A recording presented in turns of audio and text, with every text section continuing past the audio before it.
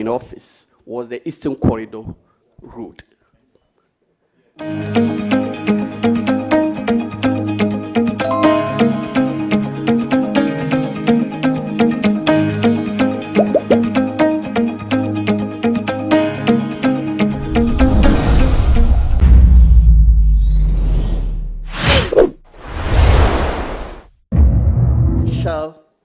Assurance, can you give Nanyana that the Eastern Corridor route will be given the due attention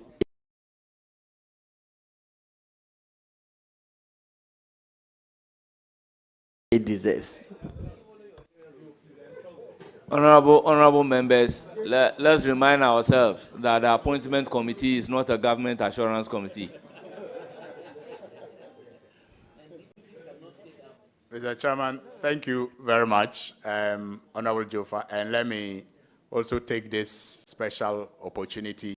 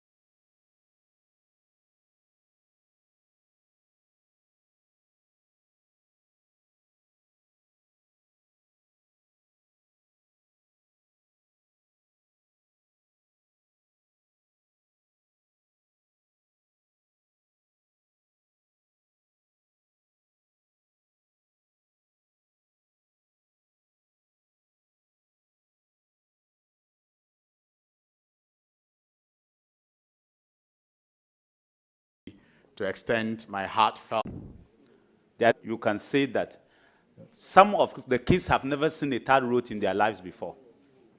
Since God created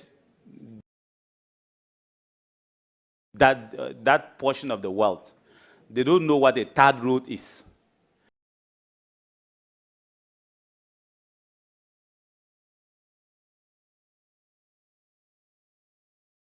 Whilst others since 1960 have known third roads all over.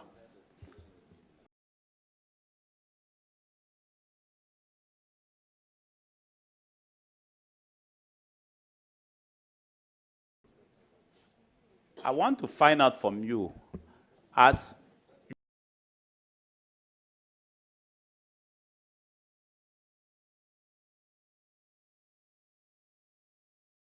you and your minister. Yes, it's true. I mean,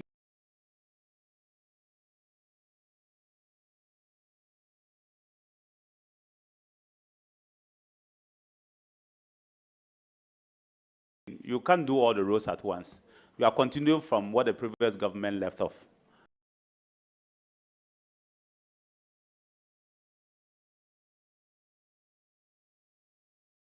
I want to find out from you whether you would really sit down with your minister, as you say you consult him, to know whether you give those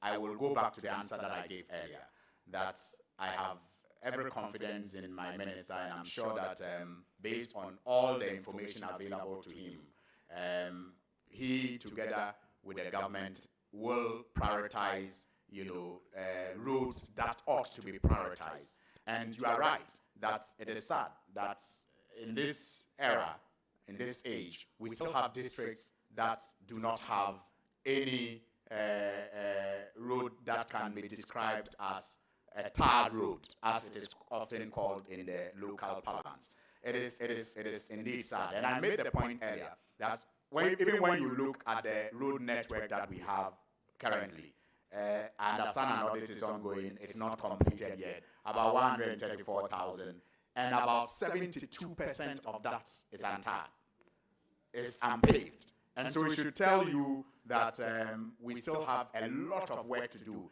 and that is perhaps the reason why my minister is very passionate about how we even contract these roads and how we make payments. You know, in some cases, interest payments that would have been used to carry out more roads. I mean, I am very confident that together with my minister, we'll do our very best to prioritize some of these areas that you have mentioned. Thank you. Thank you very much. So the last one. Very well. Prior to the elections, you will realize that majority of the demands of Ghanaians were on roads. Demonstrations here on roads, people, and that you are going to get that pressure. Not just you and your minister, you and your minister will get a lot of pressure on people. I want to find out from you, what will you do differently with your minister to ensure that work is ongoing, contractors are not leaving, even if they are not yet paid what they think, or we do things differently, because there are many countries that may not even have what we call the bitumen surface and paved roads as we talk. They are normal roads, they use chemicals to work on them, and they last for some time. I want to find out exactly what new things you and your minister are going to bring, especially you, to aid your minister to ensure that people can have just what we call access roads to their homes and their farms and their businesses. Mr. Chairman, it's quite a tricky question because, you see, even if I share the idea publicly now and it is not implemented, it will look as if I told my minister and he didn't do it. So I'd rather go to my minister after this vetting and then have the conversations with him on that. Thank you very much. Thank you very much. I would proceed to give the floor to Honorable Hajj Ayamba.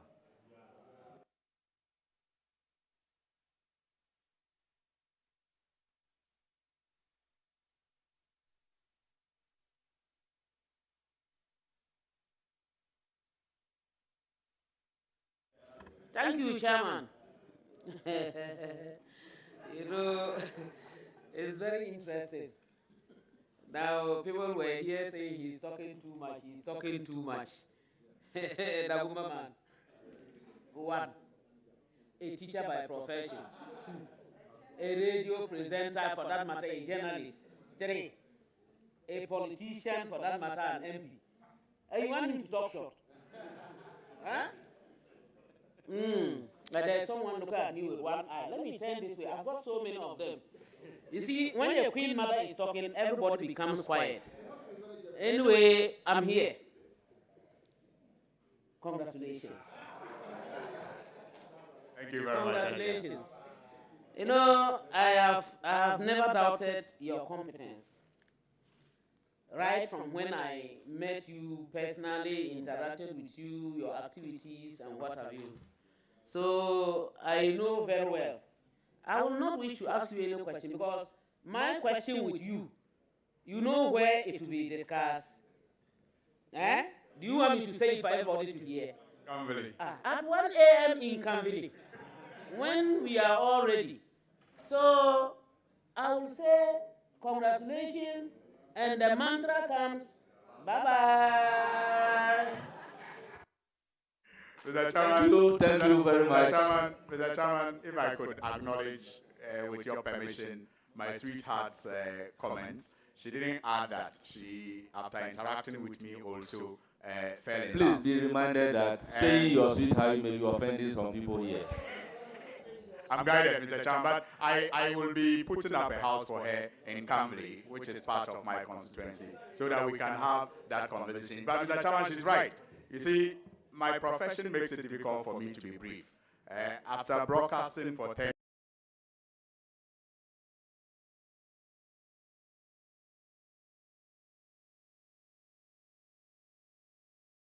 I listed about 10 very important materials in the road construction business. And if so, which of them have you identified or thought about?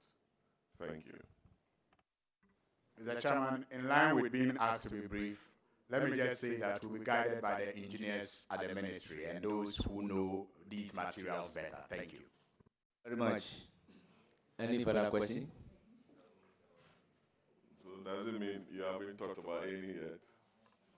You said you'll be guided by the engineers. Chairman. Suhini is very, very competent. We know him. We've worked with him. His last parliament was with us around this table. So just let him display to the chiefs from Dagbon. Well, you don't want to take his answer that you'll be guided. Azan. Well, Mr. Chairman, to be guided means you should have some basic knowledge. And so, yes, the important thing is that we have thought about some of these things. I have thought about some of the alternative ways by which we can make our road constructions cheaper. But it will be based on the expert advice. And based on the knowledge you have, you'll be guided by the experts' advice. To just mention one material that you've thought about. That's all. That's all my question is about. Honorable Nominee, you've answered the question. You were in Scotland for COP27 and all those things. I know where you've been to. Anyway, Chairman is babysitting you, so let's make progress. Alassane, let's look at the Road Fund Act. I don't know if you have a copy with you. Especially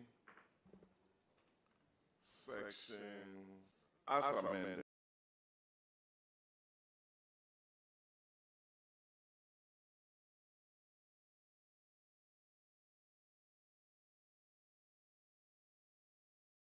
Okay.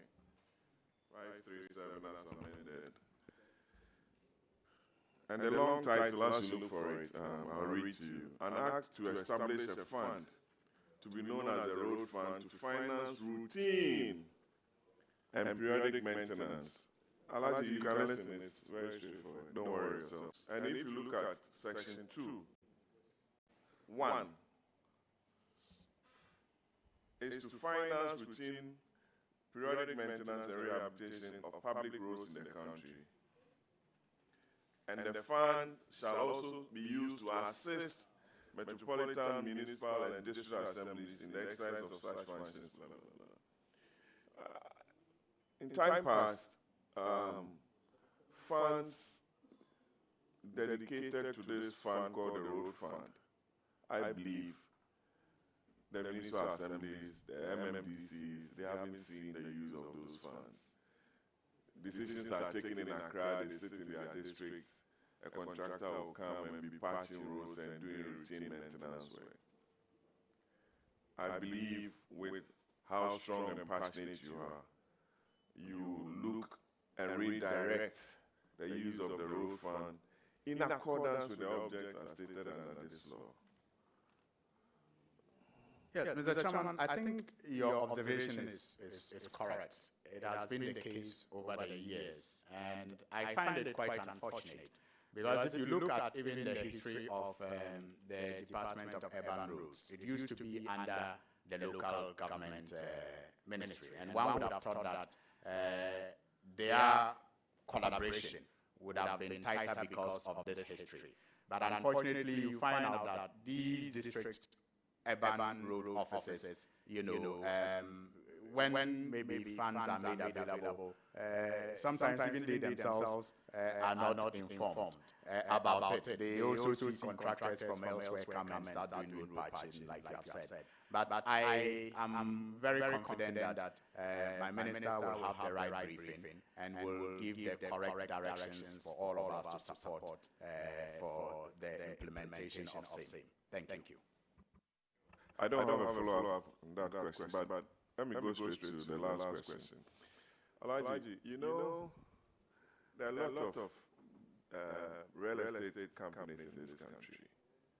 They acquire huge tracts of land before you realize they are coming up with real estate, big properties, charging and selling properties at prices, maybe some are even quoted in dollars.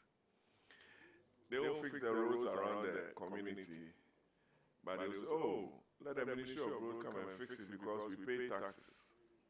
what will be your strategy in assisting the minister to devise a very good model to bring into your activity real estate owners in the construction of roads in new developments or areas or suburbs? Especially when you go to Tamale, new developments are springing up. People will go and build, then they start blaming government that, why are you not extending roads to my area? Knowing well that that is not within the immediate plans of the government or the area. But let me congratulate you. You've been one of us. Today you are there, and we'll be finding more questions. Thank you. Thank you very much, Mr. Chairman. I must say that, once again, your observation is correct. I have personally also taken note of that, especially when you go to some of these estate companies and they take you to, properties that are priced in dollars in some cases, very huge properties, and they are acquired.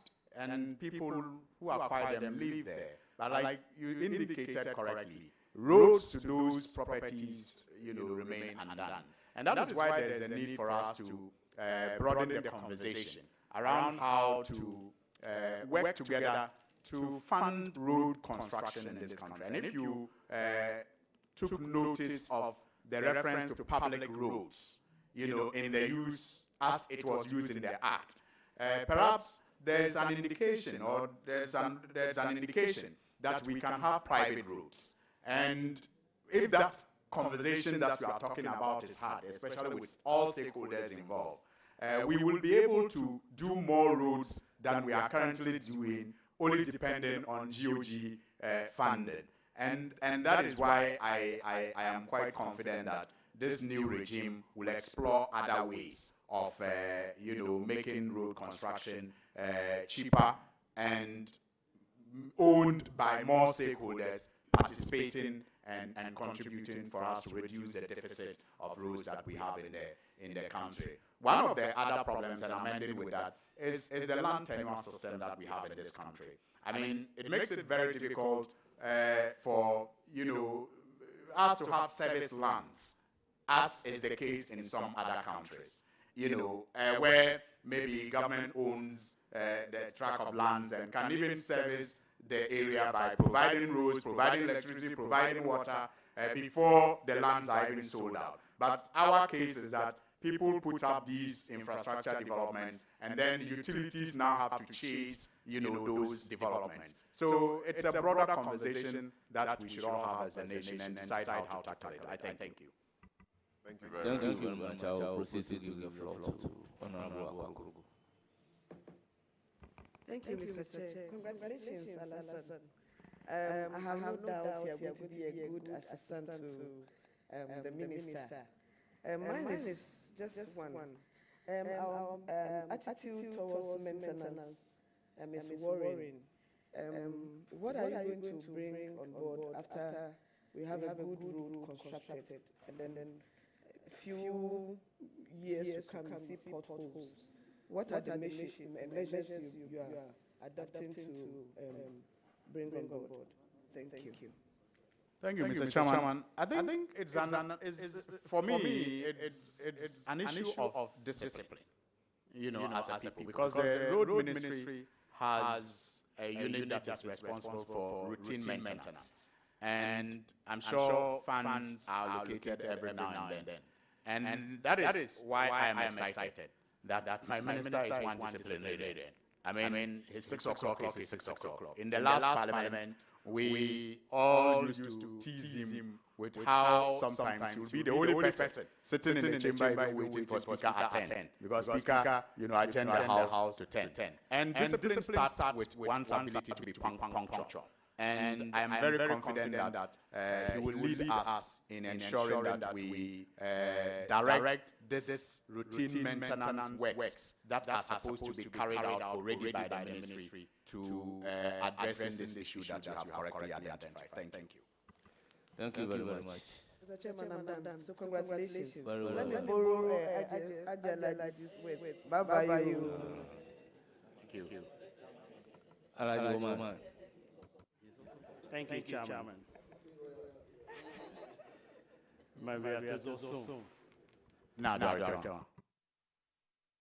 Thank you.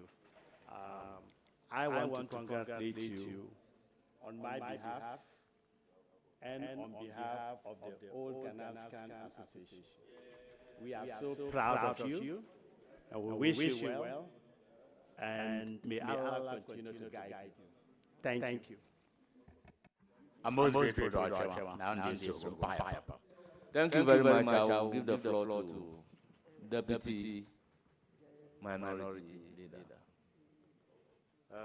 Thank you. Thank you, Chairman.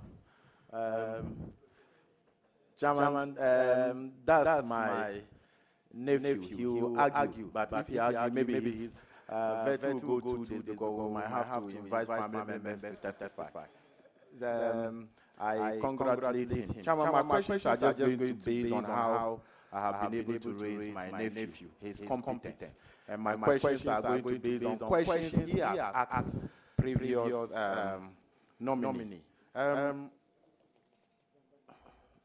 Mr. Nominee, Honorable Sohini, on your CV, I realize that there's no residential address. Please, can you provide us any residential address where you stay, both in Accra and Tamale?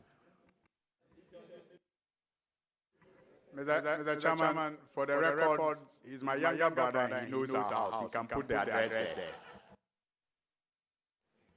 Chairman, it's not for my, it's for the committee. There's a follow-up question. On a more serious note, Mr. Chairman, I think that's an omission. I live at Hydro Estates and Volta Estates, very close to each other, on the Spintex Road. And I'll provide the address if you permit me after this. Thank you. Just tell them you are my neighbor.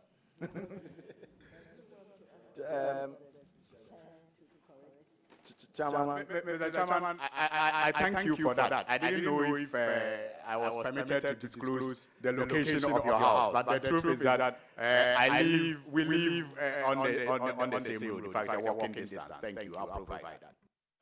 Chairman, I want to find out from the nominee. Are you disappointed that you are not made a substantive minister? Honorable Nominee, don't answer that question. Honorable Habib, your question is overruled. Ask another question. Okay. Chairman, I'm guided. Chairman has disallowed my question. I'll move on. Somewhere last, in your time in Parliament, at a certain point, you were kicked out from Parliament. Can you recount what happened and why you were kicked out of Parliament?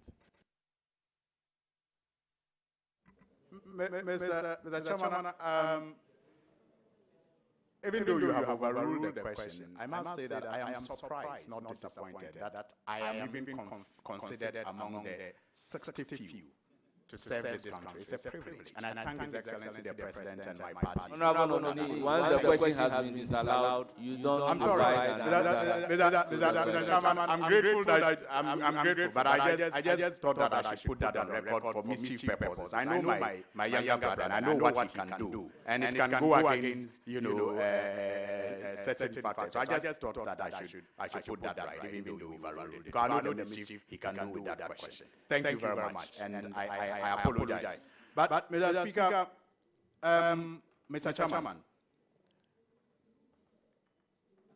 I am a very respectable, respectful, very obedient, but also very firm in my beliefs. And I wasn't kicked out of Parliament. I was asked to go out of the chamber, not kicked out of Parliament. Thank you very much for that.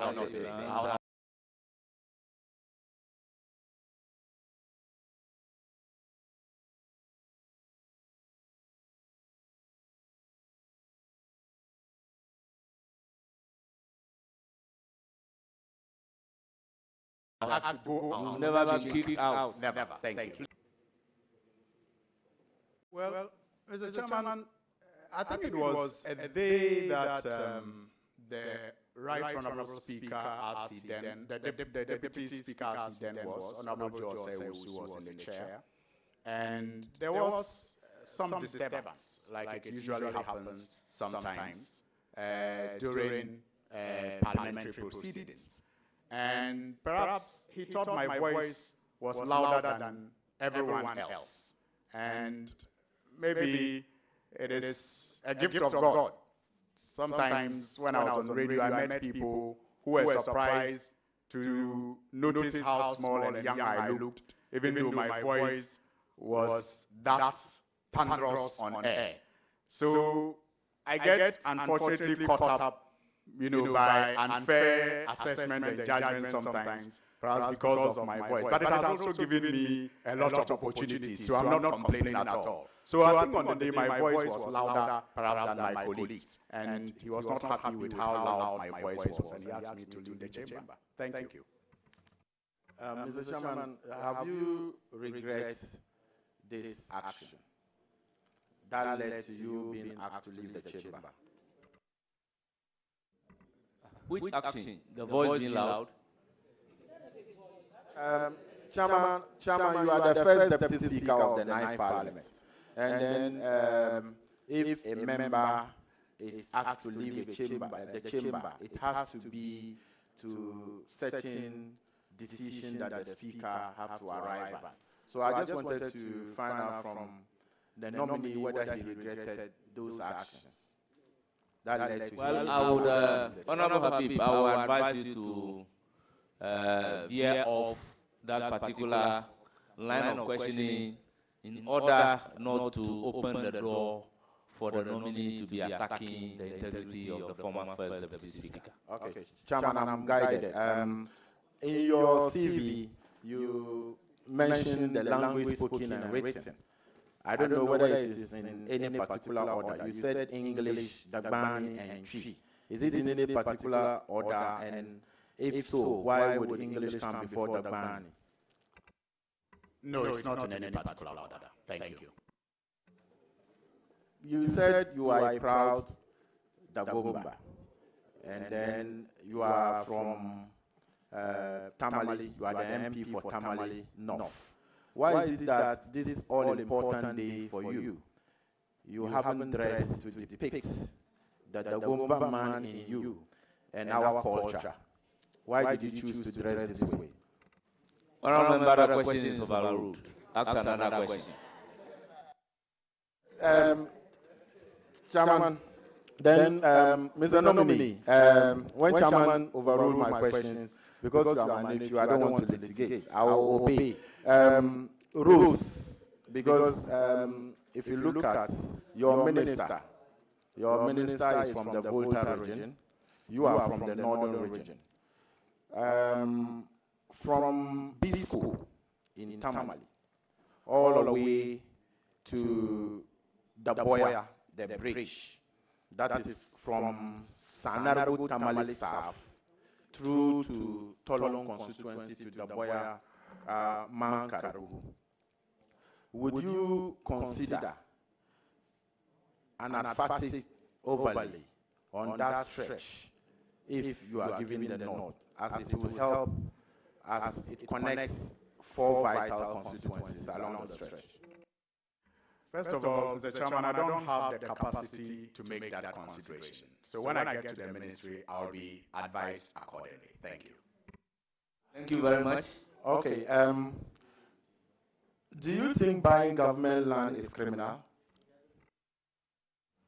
But he is a minister-designate for roads. Purchase of government land, do you come closer to it? However, then ask of his view. Yes. Ask of his view. It's not his thinking, it's what the law says. Mr. Chairman, am I allowed to answer the question? Please do, but be brief. Well, Mr. Chairman, I think that the disposal of government assets are guided by law and fair price. And I will stick to that. I think if it is lawful and it is fairly priced, as the law stipulates,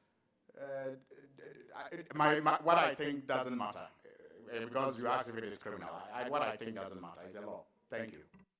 Chairman, because he's my nephew, I don't want to go deeper. Chairman, but my other question is that, Mr. Nominee, have you ever been denied a visa at the Netherlands Embassy?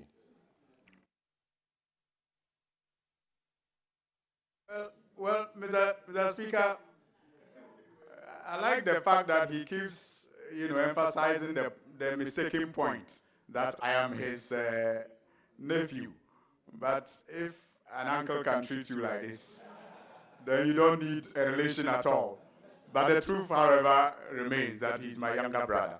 But Mr. Speaker, Mr. Chairman, it was reported in the news, and subsequently the embassy apologized for that mistake, which according to them may have happened as a result of the handling of the documents through the protocol officer. But I don't think that we should be, nobody is entitled to the visa of another country. And so I'm not entitled to a visa of any country in the world by the mere fact that I'm a member of Parliament. And so if even it wasn't a mistake, I wouldn't have considered it an issue at all. I'm a very proud Ghanaian, and throughout my life, the only time I even acquired a Ghanaian passport was when I had the opportunity to travel abroad. I never dreamt of leaving this country for any reason whatsoever. I've always been proud to stay here and contribute my best to the progress of the country. Thank you. Mr. Chairman, I think I have produced a very good, wonderful next view. Perception. This is perception. Many are of the view that you are rude, you are arrogant. How will you describe yourself? Well, so many other people also, in reviews that I have seen, suggest that I am very humble. And in fact, many people have told me my humility will take me far. And I am minded to listen to that more than any other negative one. But I mean, we are all not perfect. One thing you may know about me is that I am, like I indicated earlier, I'm not a pushover. I respect authority, I respect age, I respect institutions, I respect everybody. I respect the old, the young, the rich, the poor. I respect people generally. But I don't allow anybody to take advantage of me. I wasn't raised like that. My grandfather seated behind me would be ashamed if I allow people to take advantage of me. Thank you. Mr. Chairman, I can see one of the paramount chiefs in my constituency, Yab Kasulana, seated behind you. As a member of Parliament last 8th Parliament. Yes, in Yab Parliament too, or you haven't seen him? No, I'm asking this question specifically to Kasulile, to the effect that I was able to reach out to the minister responsible for roads, that the road from Katangdani to Kasulile, and from Kasulile all the way to Wanto has been awarded and contractors are on the road. But Kasulile Township roads is in a very bad state. Would you consider pleading with or liaising with your sector minister to, as you know, he's a very prominent person in your party. He's the chairman of the Regional Council of Elders, to at least do the Kasulile Township roads for him? Mr. Chairman, thank you. It's a vague question. I don't know the scope. I don't know the capacity of the ministry yet. I do not also know the priority of the ministry yet. But by the grace of God and by your magnanimity, when I'm approved, I'm sure all of that will be requested. And with the assistance of my minister, we'll see what we can do about that. Thank you. Chairman, I'm concluding now, even though I have spoken about Kasulile. You mentioned in Yab Nyankpala and his catchment area he doesn't actually have roads problem, because as an MP, I was able to do Changna Yili through Golanga to Dato Yili, and from Nyangpala to Tungwale, it has been all up to bitumen surfacing. All major roads in Toro, from Tali close through to Lungbunga, has all been awarded, and the Tolong Township roads. So let me use this opportunity to congratulate you and to tell you that I am very proud of you. I know that you will go places, but only to advise you that when you go to the ministry, as much as I've been able to raise you, humble yourself and know you are a deputy minister, you are not the minister. Respect your minister, give him all the necessary support, and with what I know about you, you will succeed and you will go places. I congratulate you, and I have no single doubt on your competency. Congratulations. Thank you. Thank you, Mr. Chairman. Yes. Mr. Chairman, except that I know that Honorable Habib grew up with my younger brother, and I'm sure that he's very upset sitting there, listening to him say he's raising me and he's advising me.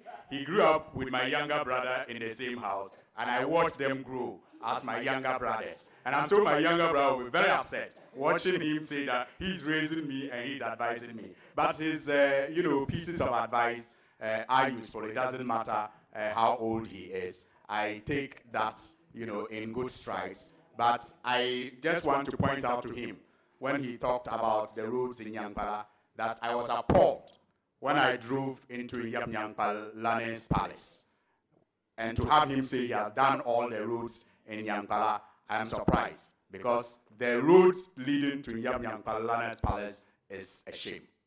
And maybe he should have considered that. But we will be prioritizing other MPs' roads, since he says he has done his already. But for the revered chiefs, we would have prioritized other MPs' roles, since he says that he took advantage to do his already. But I thank you, Mr. Chairman. Thank you very much. Honorable Jerry Shaib, you asked 2 questions. Not more than 2 questions. That's it. Thank you very much, Honorable Chair. Honorable Al-Hassan Saibu Suhini, congratulations to you. Thank you, Honorable Jerry.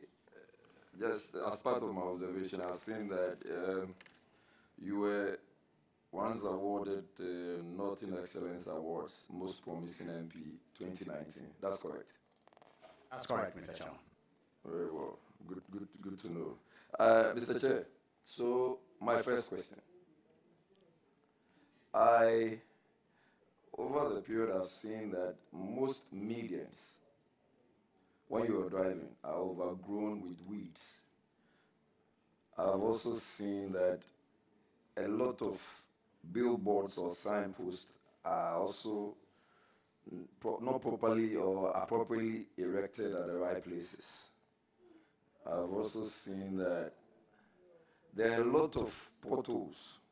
In fact, if you take, say, from Carnation to Makati, beyond Makati to, say, Kaswa, you would have a list of potholes. In fact, now they've grown to become manholes. And then, when you also drive in the night, you would largely see that most of the streets, the major streets, have no street lights working. I know the normal preamble is that you are going to assist your Honorable Minister, but I'm also very, very sure about your capacity. I know. Honorable Minister, the man is on the road. So I just want you to tell me, knowing your capacity, and in fact, you are one of the persons I look up to, I want you to tell me how you intend to assist your minister in resolving these major, but to a larger extent, basic problems as well. Honorable Jerry, I am humbled. Thank you very much. I have also made the same observations, and I'm sure many of us around this table are concerned about how billboards are erected, sometimes even blocking vision on some of our roads, which is a threat to possible accidents on the road.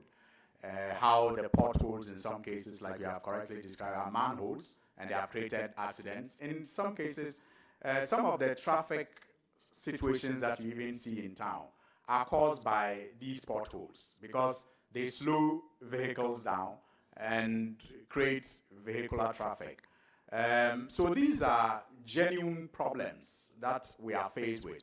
On the issue of lighting, I am aware that the ministry already is talking with the Energy Ministry and the Ministry of Transport to see how they can work together to improve that, especially because the government is considering the roll out of the 24-hour economy. So it is something that they are already working on, and I'm quite confident that when they roll it out, the issue of dark roads in Accra at night will become better.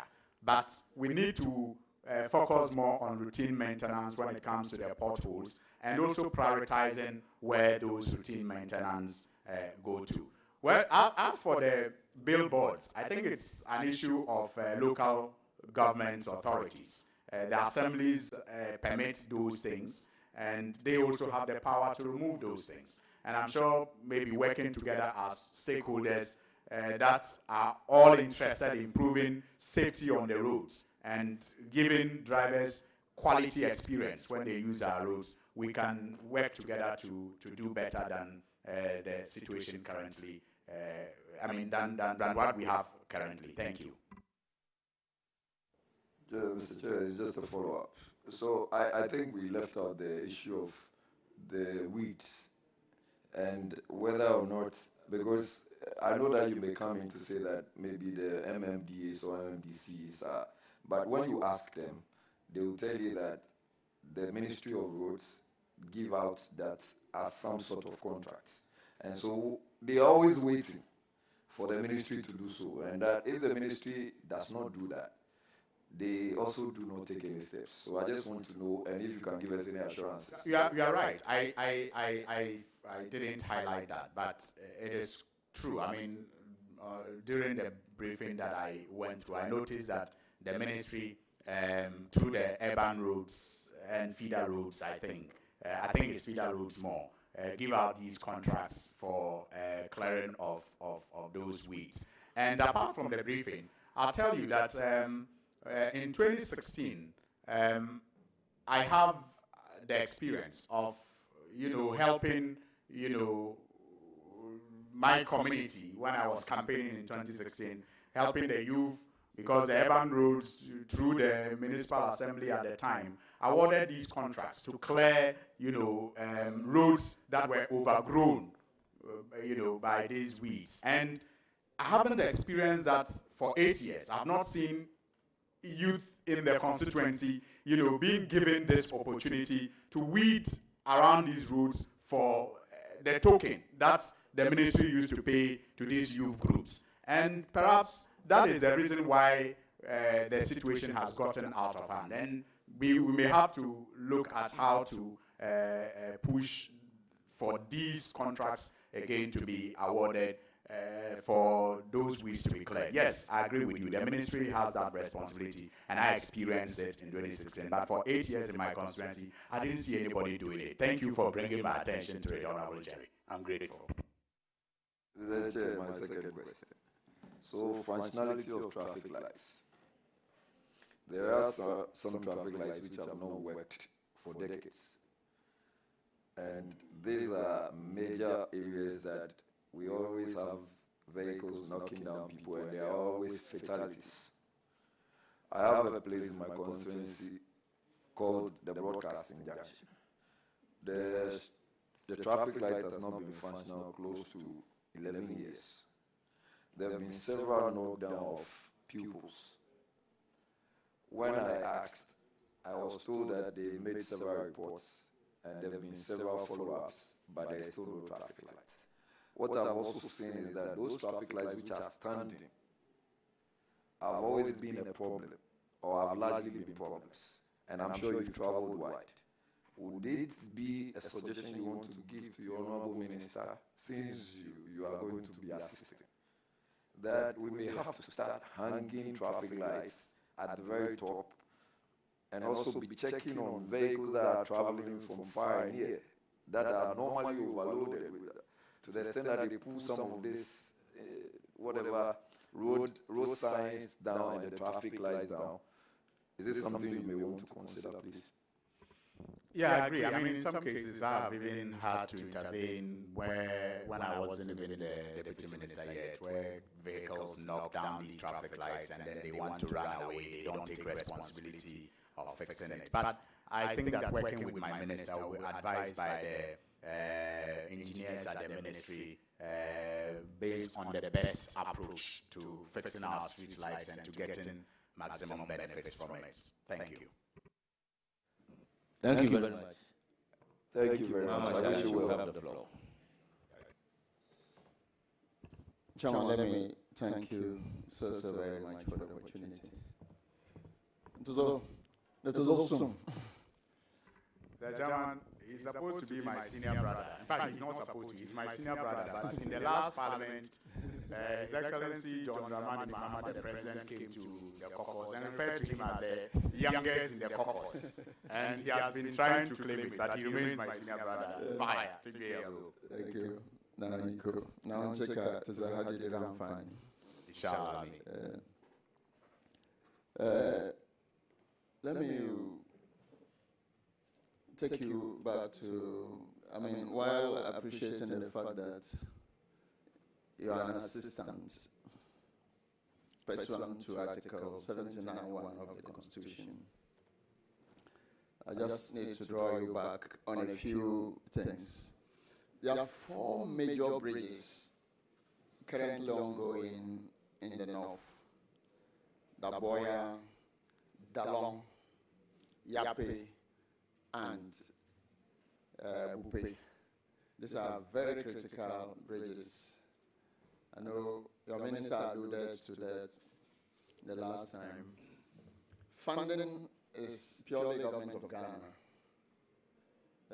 We do want to remind your minister, I know he's very passionate about this, that continuation of these 4 major bridges is quite critical to Northern Ghana. Just tell me how you would assist your minister to get this done. I think you have given me an indication as to how to do it. I'll constantly remind him. Thank you. Any further question? Yes. Your minister is a very diligent and result-oriented person. You have alluded to that, so you should be mindful. Bitumen imports takes a chunk of the roads budget. I hope you are aware. Have you become aware recently that GoIL made an investment of about $25 million in a bitumen plant some few years ago? Have you become aware of that? Yes, Mr. Chairman, during my reading, whilst preparing for this vetting, I was surprised to learn that we have only one bitumen plant in this country, and it is even owned by an Ivorian company, I'm told, with GoIL having some shares. I don't know the exact quantum of shares. And I thought that, it was quite unfortunate, in my view, considering the need that we have of bitumen.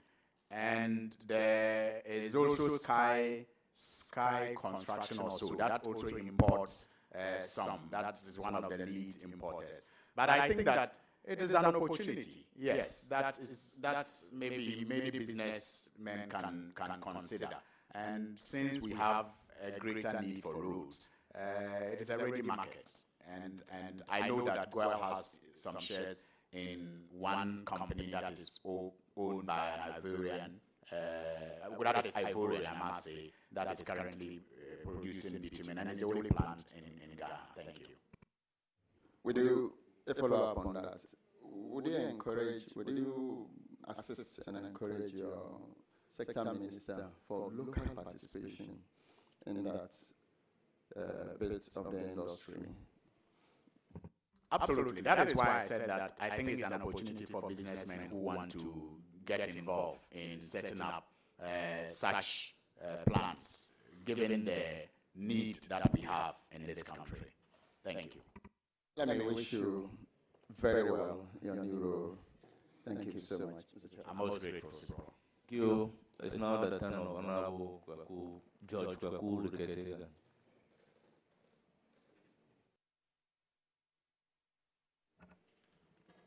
Thank you, Mr. Chairman. Honorable Nominee, congratulations. Thank you, Mr. Chairman. I have no doubt that with your minister, you will do a good job. The job will be challenging because of the situation that this country has been in for the last 8 years. We don't have money. Roads are capital intensive business. Your minister has a lot of roads to build, and there is not going to be much money in doing so. The Honorable Finance Minister will try and bring in money, but capex will still be very small. The reason being that we wouldn't have much fiscal space to do a lot of things. And our deficit is still high. We're not talking about current deficit, but the deficit that has spread into the debts is still very high and needs to be repaid. Your minister will have to do something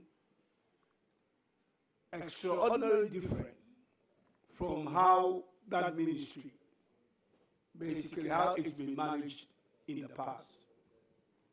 And that is to get into the role of trying to bring in money, which will not be a subject to only the finance minister in building roads, but of course, you will need the finance ministry's permission to do so. PPP, which has been mentioned, and you have talked about, you and your minister, having to find different ways and means of building our roads without relying on GOG, which will simply not be there, nor bilateral or even multilateral and even commercial loans, which we've basically been shut out of. So I look at PPP as probably the best option. Our laws on it are still short. We have never been able to do anything on PPP as far as any major road in this country are concerned. Your minister is probably looking at a few things, and it's one area you will have to support your minister. As you said, part of it will be finding the money and bringing it to the finance minister for approval.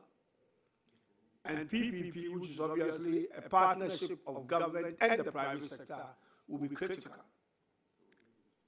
And I know that you will be playing, your minister will be asking you to play a significant role in that endeavor, to be able to bring money for us to build our roads, of course, with the minister's approval. So I don't want to make too much, it's not actually a question, but a request for the kind of support you will have to be given to your minister for us to be able to look at the PPP area more seriously in making sure that we can fashion some road projects using the PPP concept, because all the other options, from where I sit, is going to be extraordinarily difficult. And I want you to give me the assurance that you give your minister the support in that area to be able to raise enough funds to fund these road projects that need to be built. So it's not really a question. You can take it as an advice. You can take it as basically redirecting you to obviously where your minister will be directing you to. Thank you. Thank you, Mr. Chairman. I have no doubt when it comes to how fine your brain is especially on finance. And as a senior brother and a senior colleague in this house, I stand in readiness to play any role in support of my minister. And when assigned this role that you are suggesting, be rest assured, Honorable Vegetation, that I'll be knocking on your door to tap into your fine financial brains to see how we can raise those funds in support of the ministry. So I stand in readiness anytime, any day, any hour to support my minister in whatever role that he wants me to so do. Thank you. Honorable Nominee, congratulations and God bless you. Thank you very much. Thank you. I'll give the floor to Honorable Patricia Apiade. Thank you very much, Honorable Chair, and I'll take this opportunity to congratulate my brother over there for making us proud by being given this opportunity for the limited number of people who are so far being appointed. But, Honorable, going by your CV, you know, I get concerned when I see a Muslim, and since this house is a house of record, when you are asked about your marital status, the only thing I see is married with children. For record purposes in this house, if you have one, indicate one. If you have two, it is acceptable, indicate two. Because, you know, our sisters get proud when you also showcase them out there. So how many of such wives do you have? Thank you. How many wives do you have? I'm sorry. Yeah. Mr. Chairman, if I have your permission, I'll address Honorable Antipat. It's a fair observation, Antipat, but the records will have it that I'm married to one beautiful Hamdi Amadou Yakubu Voski, seated right behind me, and together we have 3 children. Thank you. Thank you very much. Thank you very much, because I'm concerned because everybody wants to be showcased. So once you are showcased, yes. Thank you very much. Honorable, you know, with the passage of the affirmative action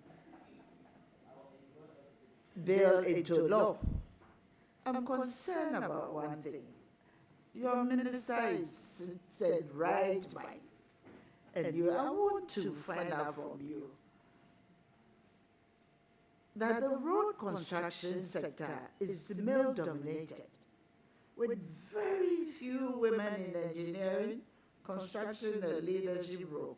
Is there a way, I'm teasing this idea out of you, a way of ensuring that your sector will promote gender diversity for the good of Ghana? Thank you. Yes, Antipat, thank you very much for that observation, which is true. They will need to be encouraged, even though we have training institutions in the country that enroll people who have interests in these fields. And perhaps we may have to design an enticing program, you know, and be very deliberate about getting females to be trained into these fields. I do know that the Road Ministry has a technical training college, I think, in Koforidua. And, you know, in discussions with my minister, perhaps we will have to get that institution to look at its curriculum and, you know, design programs that will be more female sensitive and also enticing for them to get involved. But you can be rest assured. I'm a father of 2 daughters, and I'm very concerned about their future. And these are things that I love to support, just so that we can create more opportunities for our children in the future. Thank you. Thank you very much, Honorable Deputy Minister Nominee. I think what I expect from you is what you are telling me. There should be a deliberate effort to do that. And do I get that assurance from you that you're going to pursue that? Thank you. Absolutely, you do, Antipa. Thank you. Thank you very much. And my second question, it's about the enforcement of traffic regulation. You know, we have various laws that we were trying to put across. And I believe if you can enforce that, there's the need to form a very close collaboration with the police service. And looking at the current wave, global wave, technology plays a very critical role in whatever we do. Would you recommend a form of technology that would not even require the presence of police to ensure that traffic regulations are enforced? Thank you. Well, yes, it's a conversation together with my minister, I'm sure we'll have with the Road Safety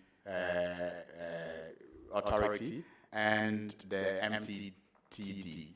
I do know that in the last Parliament, they brought a bill to this House, and one of the considerations was how to introduce technology that will improve road safety in general. Unfortunately, as it is usually the case, the sensational part of that bill was whether members of Parliament should be allowed to use a siren or not. The essential part that was more about introducing technology in how we regulate traffic in the cities got lost in the conversation. But it is something that I am very sure that my minister will be passionate about, and together we will have conversations with these 2 institutions to see how we can explore the technology that is available to serve that purpose. Thank you. Thank you very much, Honorable. There's also another aspect where I believe that we need to also introduce technology, because I know that there's a plan to reintroduce the use of tolls, or the reintroduction of toll booths in the scheme of things. One of the challenges why the tolls were abolished was the fact that it was creating so much traffic.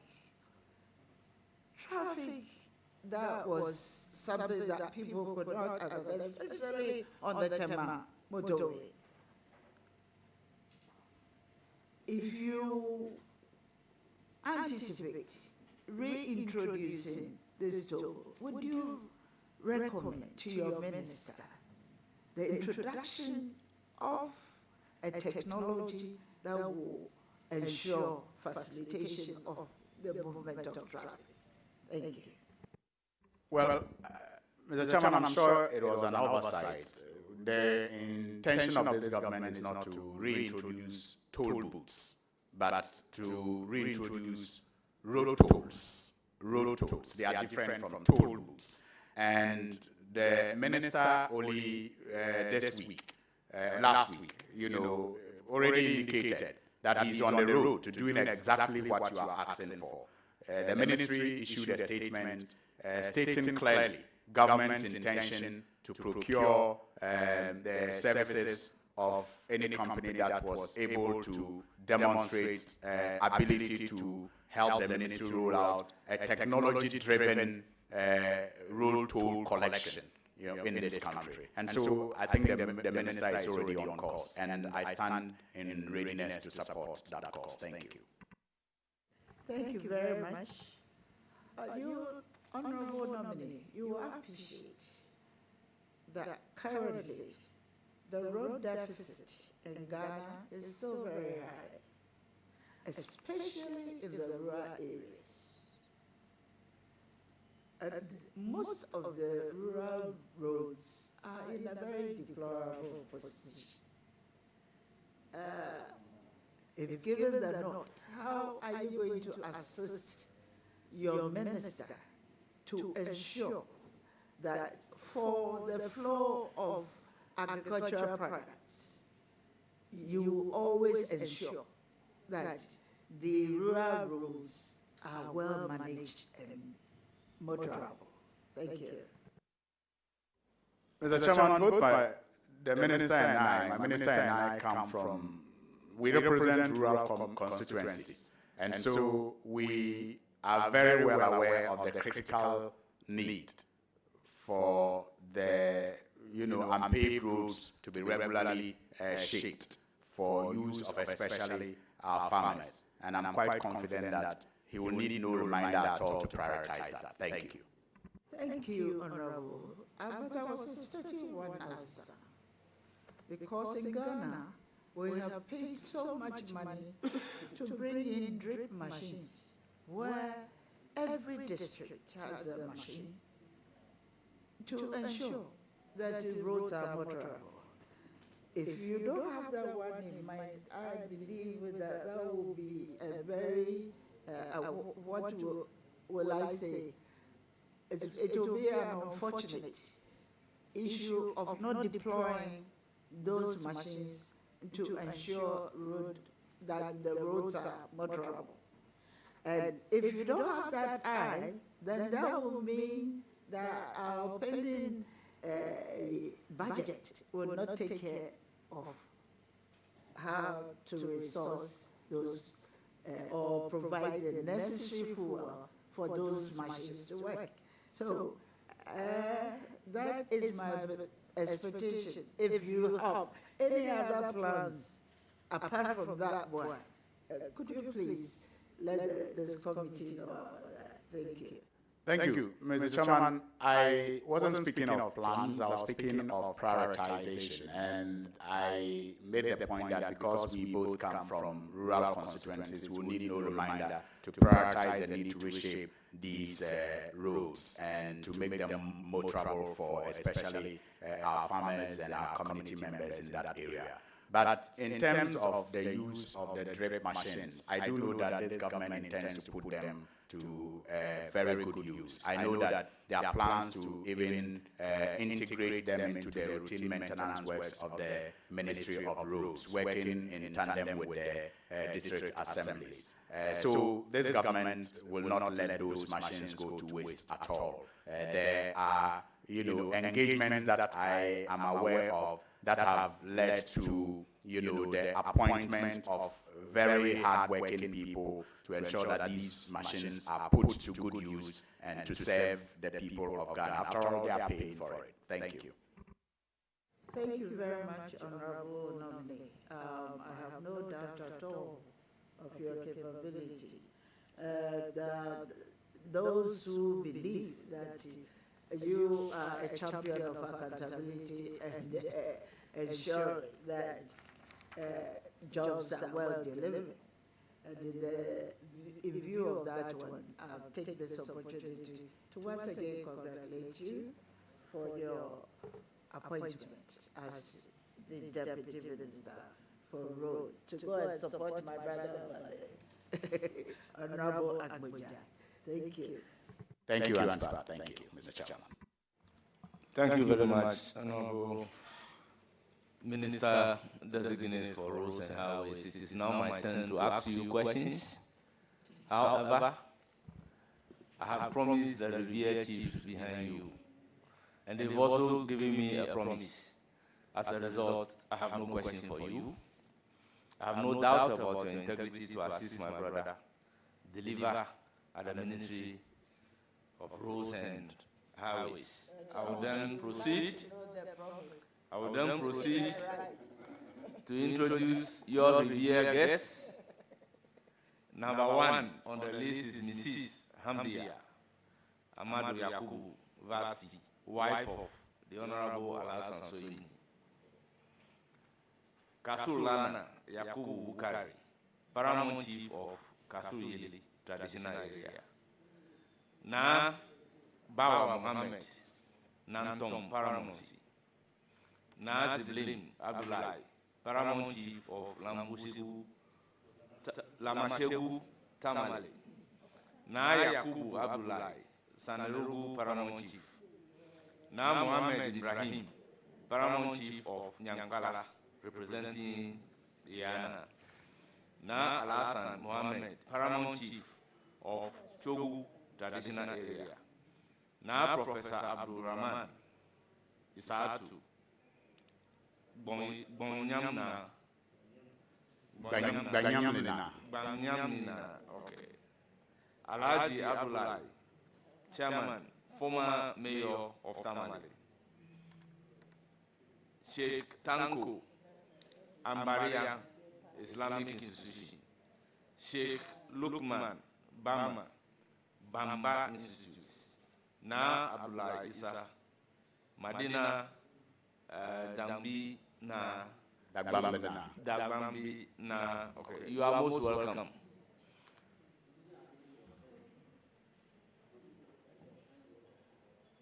His name is inside. Honorable Minister-designate, you will hear from the committee and you are discharged. Mr. Chairman, permit me to thank the committee and to thank my minister and all other members of Parliament who have come to support me and show the love and solidarity. I also wish to thank the esteemed chiefs and imams and the opinion leaders for their support and solidarity. Mr. Chairman, but on a lighter note, you noticed when you said you had agreement with your brother, Antpad was asking you to disclose. So in the spirit of accountability, permit me to announce that my revered chiefs brought you a smoke for me to present on your behalf. And the smoke and same will be provided for all members of this committee, so that perhaps during your next sitting, you will all be in the traditional Dabong smokes. Thank you very much, Mr. Chairman. Thank you very much. It's much appreciated. I'm most grateful. Most grateful.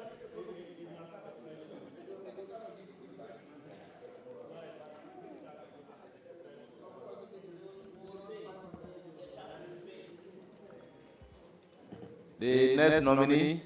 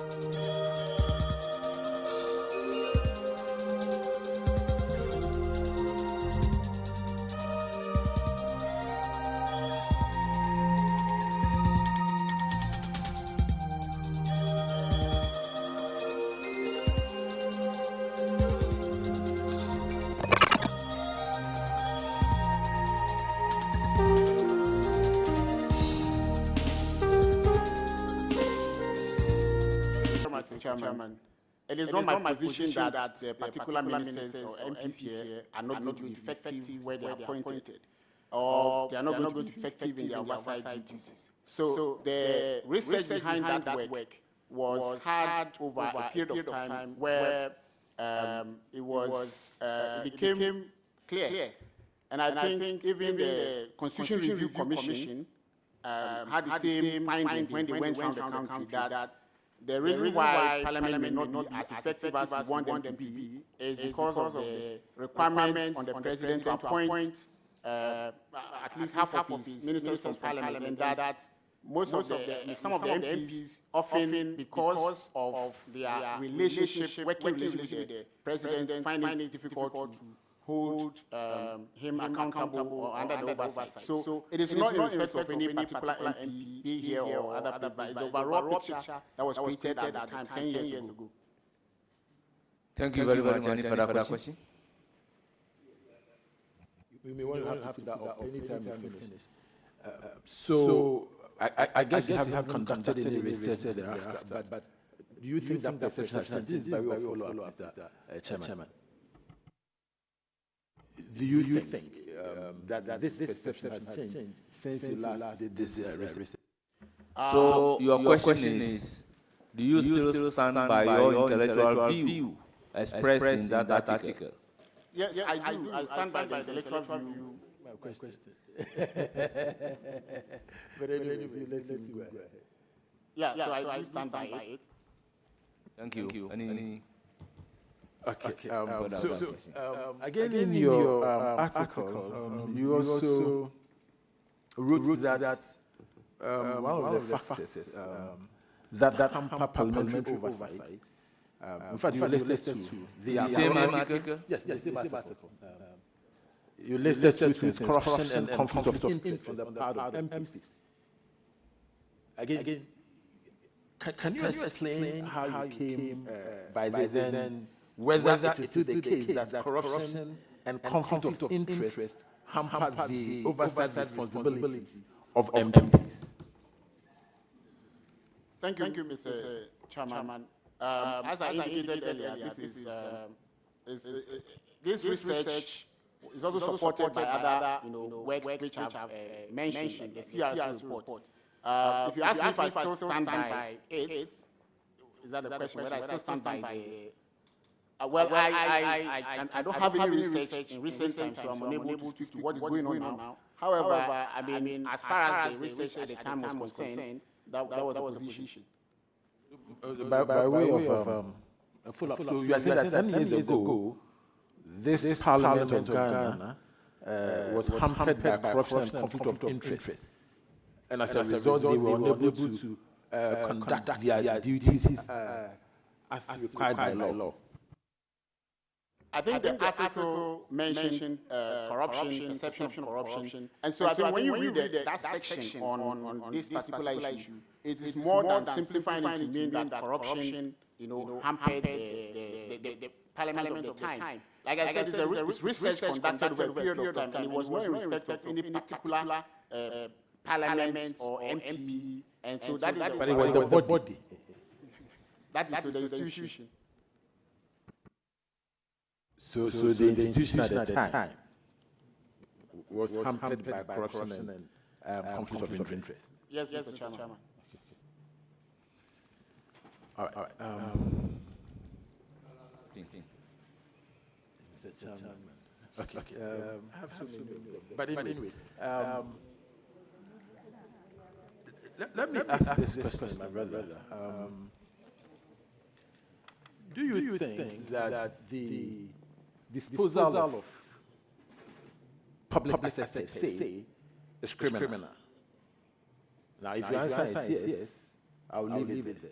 If your answer is no, then there will be a follow-up. So, do you think that disposal of state assets, say, is criminal?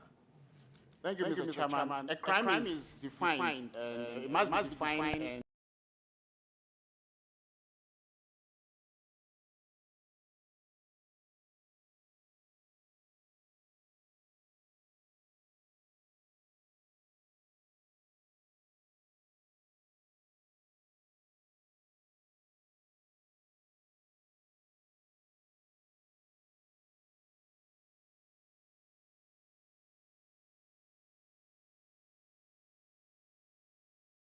and punishment prescribed. I am not aware. If it's done in a particular way so as to infringe on any of the criminal laws, then it would be a crime. Thank you, Mr. Chairman. Thank you very much. You have no right to a further question. So please, you are done. I will give the floor to Honorable Alassane Umar. Thank you, Chairman, for this opportunity. Mr. Nominee, congratulations. Indeed, you've been so great to the nation of Ghana. We enjoy your write-ups. Thank you very much, Mr. Chairman. I just have 2 questions, and it looks like it's a follow-up to my predecessors. Will you support your minister, the Attorney General, to initiate legislation prohibiting political appointees, political exposed persons, and all serving public officials from purchasing state assets? Thank you, Mr. Chairman. I will, wholeheartedly. Just fine. The second question is about this double jeopardy. The special prosecutor comes with prosecuting a special, just the former finance minister. And we are yet to see the Attorney General also prosecuted. Now, if the special prosecutor goes to court and prefer charges that he is exonerated but not to the satisfaction of the nation, Ghana, and the Attorney General, what happens to the law of double jeopardy? Must he go free, or you go back and prosecute him? Thank you. Thank you, Mr. Chairman. I do not think that the law supports prosecuting one person on the same transaction twice. So once the person is prosecuted and acquitted on that particular transaction, that should be the end. And I don't think it would be lawful for anyone to start another prosecution in respect of the same transaction. Thank you very much, Mr. Chairman. Last question. I know you are going to support, you may not have this capacity to say it, but will you support your minister to decentralize or cause a devolution of the courts to all the districts? And I tell you something, we need an appeals court and the northern regions to be in the northern region and not to be anywhere, any other place. Will you support the minister to do that? Thank you, Mr. Chairman. I will support my minister to do that wholeheartedly and dispassionately. Thank you very much. I wish you well. Thank you very much, Mr. Chairman. I then proceed to give the floor to Honorable Hajj Aladi Ayamba. Thank you, Chairman. I haven't eaten properly, so.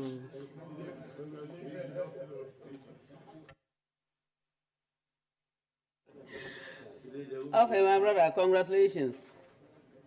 Thank you very much, Mr. Chairman.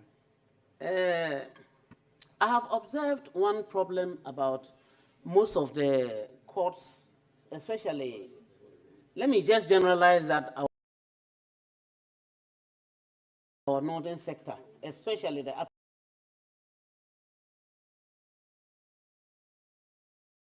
east. I have observed that our courts, an individual could be sent to court even 10 times, and it is that the judge has not come. The judge has not come. You are going to work with the Attorney General.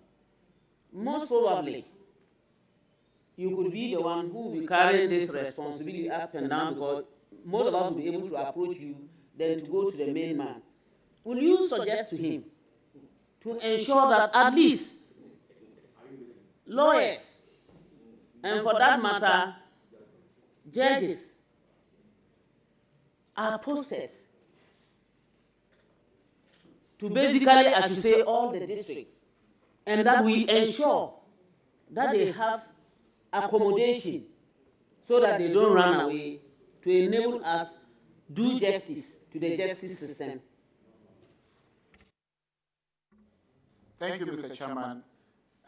My minister has an elaborate plan to reduce the challenge you have just mentioned, and I would definitely be in support of it in full, that such problems don't exist or do not become very frequent. Thank you very much, Mr. Chairman. Thank you too, and I wish you well. Thank you very much. I will give the floor to Bafoewa, Honorable Bafoewa.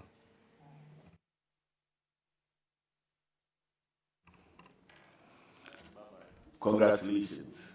Thank you very much. I'm unable to say bye-bye because I'm not Honorable Ladi. It's something that he holds exclusively. My brother, I'm proud of you. And to also say that you have good reviews from your students. But here, you know that even though we are brothers, you know, I need to do the service as required by the state. My first question is this. You know that the Office of the Attorney General has 3 major divisions. The Civil Division, which deals with the conduct of all civil litigation on behalf of the state. The Prosecutions Divisions, which prosecute all offenses on behalf of the Attorney General. And the Legislative Drafting Division, which drafts most of the nation's legislations. With your background, which of these divisions do you think you will be able to competently assist your boss? Thank you very much, Mr. Chairman. Question, let me do a bit of correction. The Prosecution Division prosecutes on behalf of the Republic, not on behalf of the Attorney General. It's quite arguable, because that's a constitutional power vested in the Attorney General exclusively. And so the Prosecutions Department does so for the Attorney General.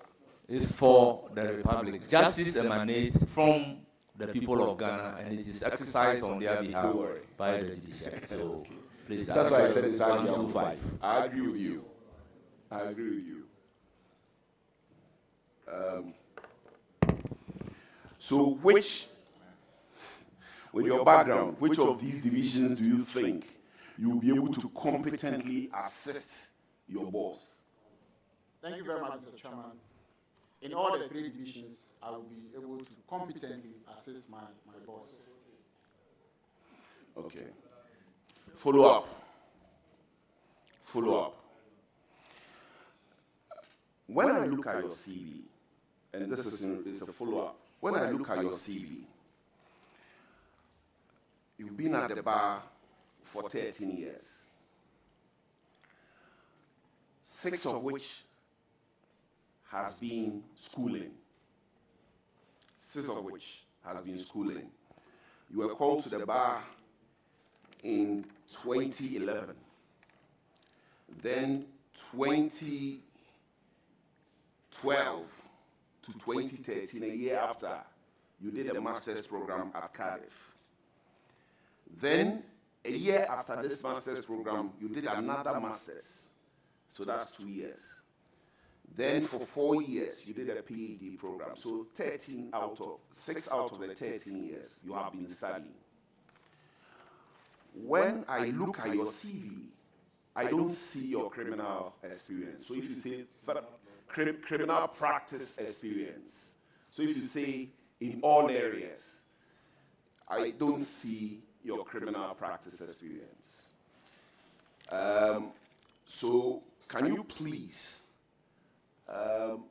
give us information, the committee information on your criminal practice experience? And then can you also give us information in terms of how many civil matters you have commenced and concluded by way of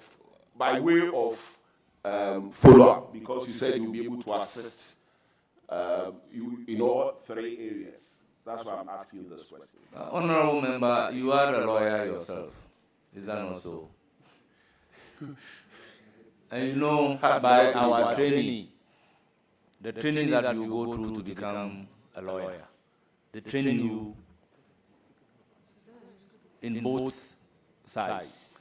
Very respectfully, Mr. Chair, he's capable of answering it, but in any event, you also agree with me that what we learn in the classroom is not the same as what we go through in practice. In practice, after law school, some choose to become litigators, some choose to become transaction lawyers, some choose to go into the classroom. And so they are distinct experiences. And that's why I'm asking these questions, especially with this answer. So they are different. I want to understand your question. By your question, if after school you become a member of Parliament, and at the point you are being appointed as a deputy minister for Attorney General and Ministry of Justice, the fact that you are not involved in private practice, you cannot hold that particular position. I asked you a question, Mr. Chair. And as a follow-up, that's what I'm saying. I want to know the import of your follow-up question. The import of my follow-up question is to know his experience, which is not highlighted in his CV. It's very important. It's not highlighted in his CV. He can answer the question. It's about experience. Thank you very much, Mr. Chairman. I'm particularly happy that my friend, whom I've been meeting in the courts since 2012, is well. But I think he's helping me to tell the public what I have been doing, and that I've not been just schooling. So some of the cases I've done are actually, reported, and you would see from those cases that I was doing them while still in school. So, for example, the revocation of banking license, line of cases, I was in the middle of my PhD program when I was doing all those cases. When COVID-19 came, and there was a conflict between when they placed the restrictions, I argued 3 different cases in respect of the COVID-19 alone. And I think no one has, I don't think any other lawyer has done that. So the point I'm trying to make is that my presence in school never stopped me from practicing law, even in the courts. And when it comes to drafting, I took legislative drafting, and I have actually helped in a couple of drafting in my former law firm, Atugube & Associates. So that too, I am very competent in that. And when it comes to criminal practice, I think there have been a number of criminal cases that I've done. Of course, if you're a private practitioner, you cannot be the one prosecuting. So when it comes to criminal defense, I have sufficient experience in that. Mr. Chairman, thank you very much. I would like to reiterate that I will assist my boss in all the 3 departments competently. Thank you. Any further question? Mr. Chair, thank you very much. Honorable Nominee.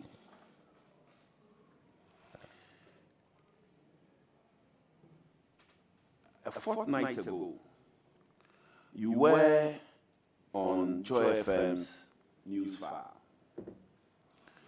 And I stand to be corrected as to the date, but there was a discussion relative to the nolle prosequa that was filed by your prospective boss. And one of the issues that came up on the program had to do with the existence or otherwise of a memo.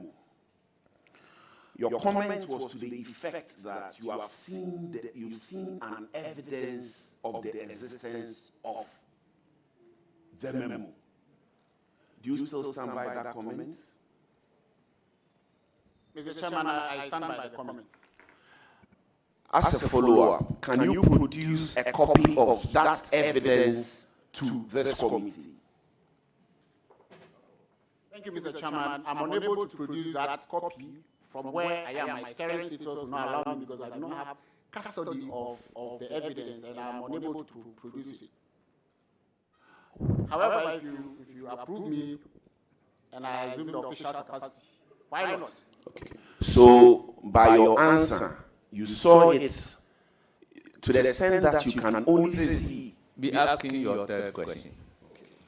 You are not entitled to two follow-up questions. Mr. Chair, very respectful. Yes. Considering how important this matter is, I pray that you grant me leave.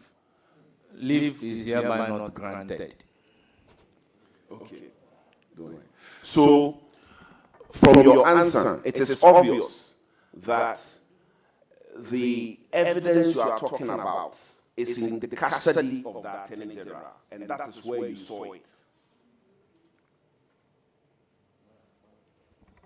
Thank you, Mr. Chairman. It is in official custody. Now, as a follow-up, you have not sworn an oath of secrecy. That is your last question. Sure. Your appointment is yet to be approved. You have not sworn an oath of secrecy. You've not sworn an oath of allegiance to the Republic of Ghana or oath of duty, office. So in what capacity did you see that document? As I've indicated, I said I saw it from official source, and I saw it in my capacity as a private citizen. Mr. Chair, the ball is now in your court. Confidential public documents being seen in the office of the Attorney General by persons in private capacity. No further question. Very well. I'll proceed to give the floor the distinguished minority leader is here to finish it.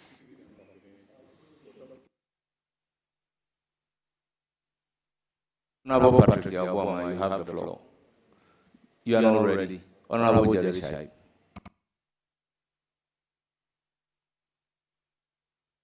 Thank you very much, Mr. Chair. Justice Sirensai, congratulations to you. Thank you very much, Mr. Chairman. So it looks like we have our professor here, and I'm a senior, is a senior, and you are going to the Attorney General's department. I actually wish you very well. Thank you very much, Mr. Chairman. Mr. Chair, my question flows from what Honorable Bafo just asked. The said memo you cited, was it signed, dated, and where was it emanating from? Who actually initiated the memo, if at all?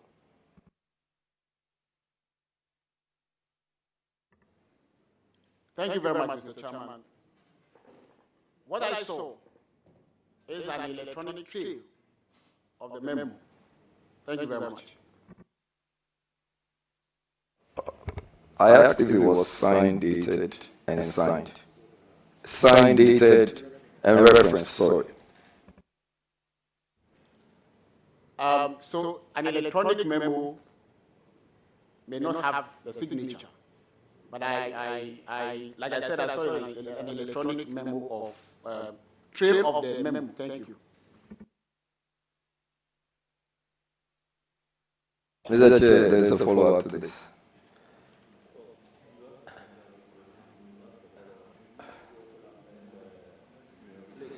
Ask a substantive question. If you've dealt with criminal matters, do you think that one of the advices you propose or suggest to the Attorney General is for a lawyer to file a notice of appearance in a case of criminal matter before representing a client or a suspect?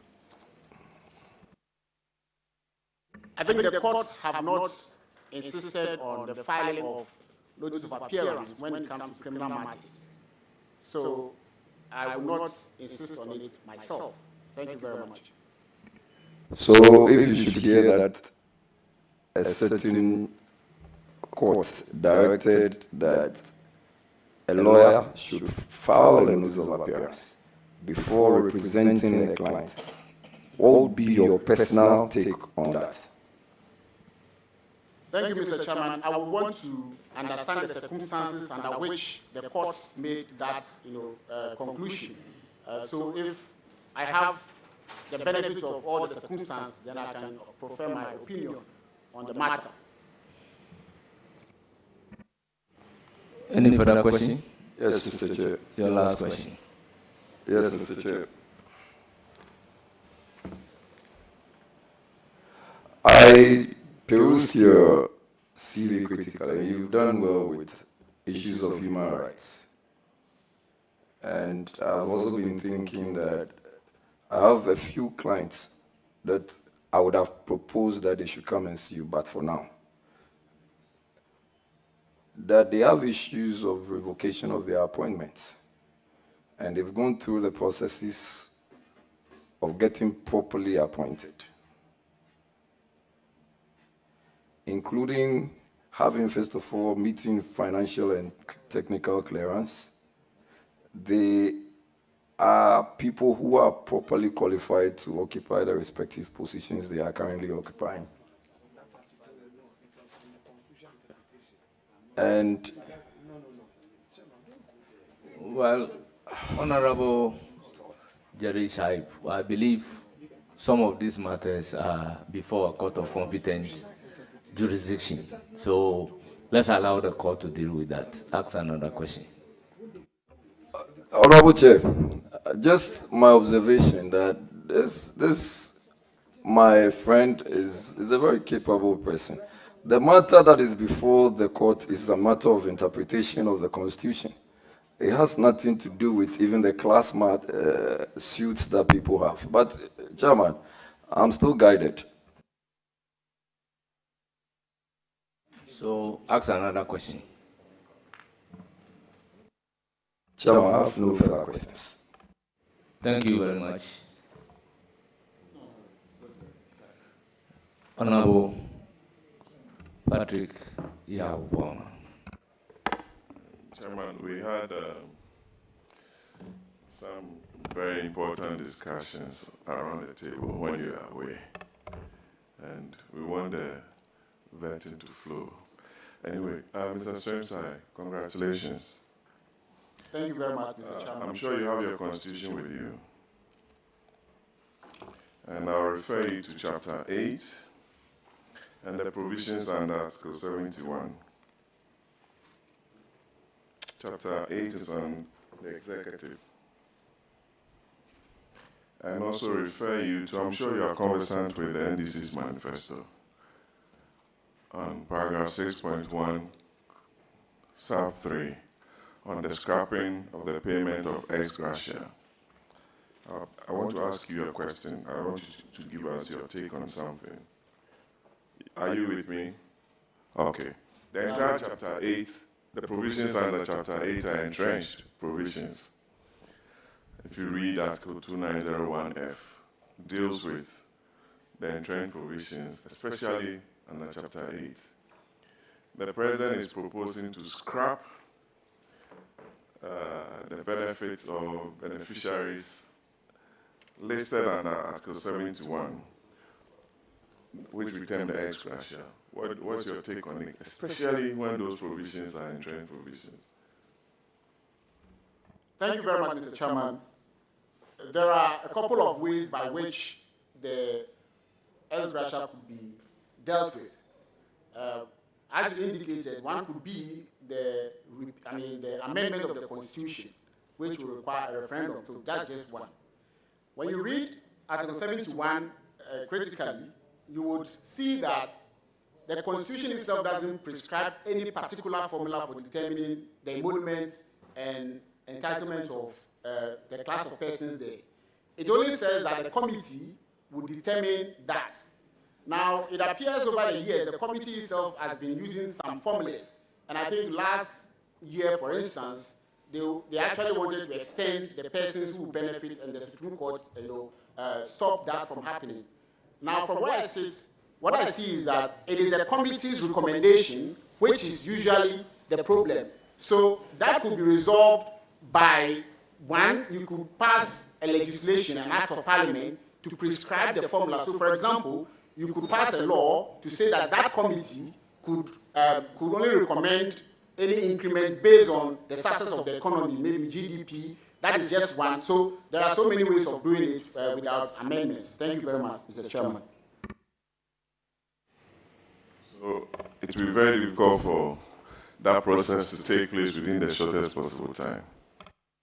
Like I said, there are so many ways, a few ways of doing it. If you want to go by amending the Constitution, it will take a longer time. But you could also solve that problem through a regular legislation. You could also determine what the committee recommends. So if you have a committee, for example, which is saying that you are not going to have any increments in anything that has been awarded, or you even not recommend any payment to that, I mean, that Parliament may approve it, the President may approve that of the Parliament, and the problem will be solved. So depending on the approach you are using, you may take a very short time or a very long time. I disagree with you in here, but let's make progress. The Attorney General, Dr. Ayine, has entered a number of nolle prosequi, which is within his right as the AG, within his discretion. Nobody can take it away from him. It's within his mandate, without reason, to anyone. But when the Attorney General goes ahead to give some explanation, it opens, or he opens himself up and brings himself within the provisions of Article 296. Do you agree with me on this proposition? For people to ask whether he exercised that discretion or those discretion within the ambit of 296, whether they were fair, or whether he wasn't biased. You know the very salient points within Article 296. Thank you. Thank you very much, Mr. Chairman. I myself have been thinking about this particular issue, and I think there are two ways of looking at it. The first way is that the Supreme Court had already held that once the Attorney General exercises the power, it will not be subject, of any judicial review inquiry. If the Supreme Court is going to stand by that position, then it won't matter whether the Attorney General has gone, out of his way to give explanation or not. If the Supreme Court is going to stand by its previous decision, as we have seen, then a question to the Supreme Court to question the discretion will not be something that the Supreme Court will entertain. However, if the Supreme Court decides that they are going to vary their position, in other words, saying that you are not bound to give your reasons, but if you gave your reasons, then we will also assume jurisdiction to evaluate your reason by way of judicial review, then that is possible. That's a very, very, very good answer from you, because I've had discussions and I believe the AG should be expecting some suits to review those positions that he's taking. Your boss is an ardent respecter of procedure,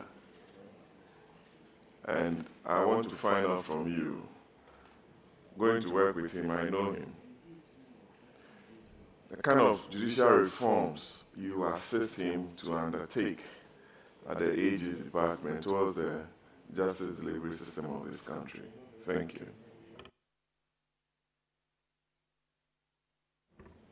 Mr. Chairman, if I may get the scope of the question, I didn't quite understand. What are some of the judicial reform proposals that you'll be assisting your boss to undertake? Thank you. Simple and straightforward. Thank you very much, Mr. Chairman. So my boss had indicated at his vetting, and I was sitting behind him, on the use of IT, technology, to fast-track cases.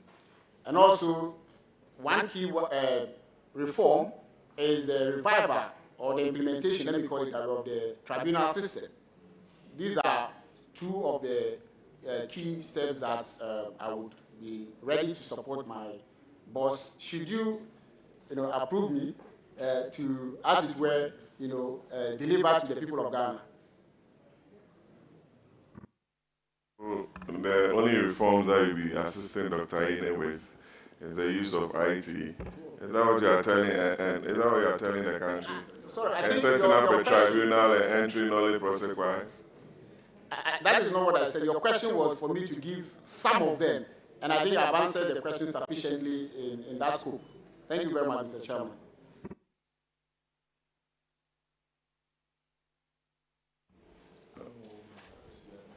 Oh, Chairman. I'm left with one question.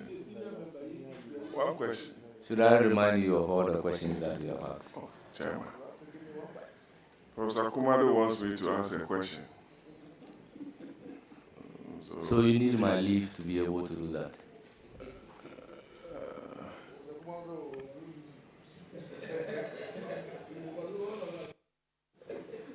Please do. Chairman, I wish him well. Thank you very much, Mr. Chairman. Thank you. I will proceed to give the floor to Honorable Mahama Shaibu. Chairman, let me thank you very much. Justice, congratulations, my brother. Thank you very much, Mr. Chairman. Let's do human rights and then customary law. If you turn to page 5 of your CV, you did some work. I think you presented a paper on the treatment of customary law under Ghana's 1992 Constitution, an inspiration to South Sudan. Can you share with us what those highlights were? Thank you very much, Mr. Chairman. So, as you know, South Sudan is a new country, I think one of the youngest we have. So, at the time, that was 2015, they were drafting a constitution, and they required my services to advise them on how to treat customary law within the framework of modern constitutional, systems. So I was there to give them an insight into how we have treated it in Ghana, and it was a 3-day lecture and work. I think we will not have enough time here for me to give the details of the work, but suffice it to say that I helped them to find a way of putting their customary law within the framework of their constitution, similar to ours. Of course, there were some little differences in what they wanted, so that was it. Thank you very much, Mr. Chairman. Mr. Chairman, again on your CV, I'm also interested in this social work stuff. You did something on social care law in Ghana, a case of carers. Tell us a bit about that too. Thank you very much, Mr. Chairman. So, a carer is a person who is taking care of someone who is either very ill or elderly, and because of the age or illness, is unable to perform the regular activities of life. So that work was trying to compare what the UK system, has and what a Ghanaian system has. And my point in that work was that in Ghana, because of our system, the communal system, we rely on relatives for that carer services. While in the UK, most of the times they have to engage professionals. And these professionals are actually paid by the state to provide these services to total strangers.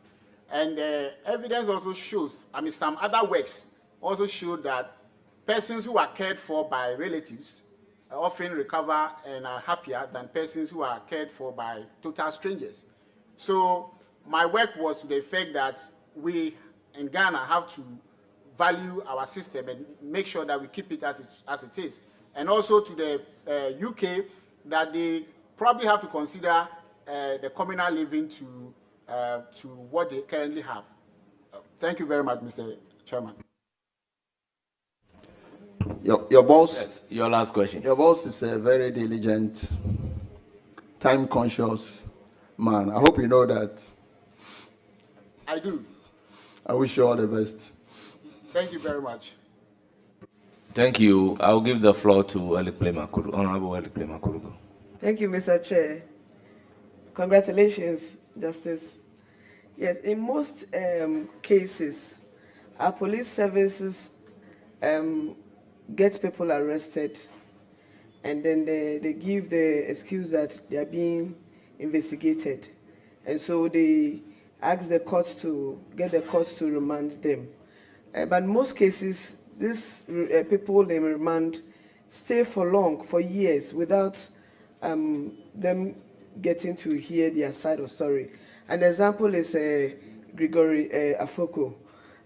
What will you recommend to address this lacuna in our justice delivery system? Thank you. Thank you very much. I think my view on this aligns perfectly with my boss's own view. My boss's policy, or my boss-to-be, his policy, is that he would not put a person before the court and now start looking for what? Evidence. And I think that is one way of solving this problem. The other way, the common law judge is the law, because by the common law, the judges have wide discretion. So often, even though the judges have the power to stop some of these, practices, and some actually do, strike cases out for want of prosecution. If you keep bringing the person and you are not taking any step, judges strike it out. But then the problem is when the judge strikes the case out, often the prosecutors will rearrest the person immediately he leaves the court, and they will go and start the case usually before a different judge.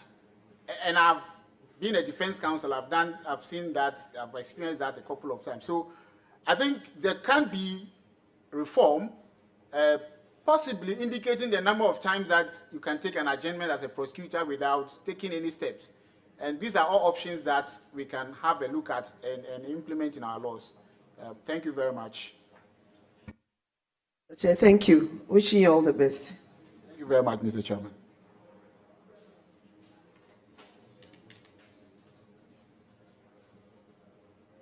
Honorable Vice Chairman, you have the floor. Thank you very much, Mr. Chairman. Honorable Nominee, congratulations. Thank you very much, Honorable.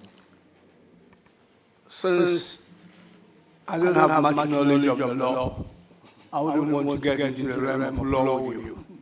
So I'll just congratulate you and hope and pray that you give your minister, who is my brother, the best of support. Thank you. Thank you very much, Mr. Chairman. Thank you very much. I'll proceed to give the floor to the minority leader and then the ranking member.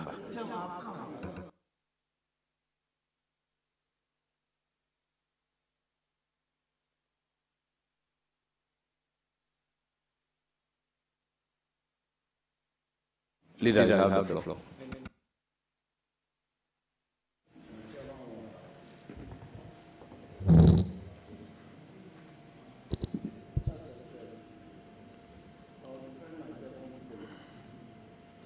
From your CV, you had your PhD abroad. What was your source of funding?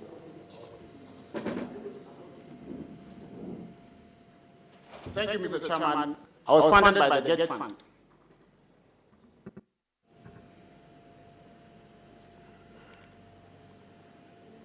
Which year did you apply to the GET Fund for scholarship to enable you to study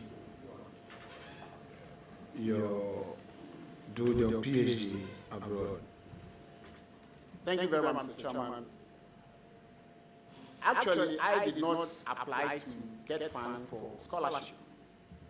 I I'm one of the young lecturers in Gimpa, on behalf of whom the institute, that is Gimpa, applied to get funds to sponsor. So Gimpa had this program where... Sorry to interrupt you. I want to get the grammar right, the sentence, your sentence right. I want to go with you. Start again. First, did you apply to get fund for scholarship? Yes, no. So I'm explaining how I... Yes, I'm saying I needed to get the construction right. So you start again. I'm explaining to you how I got...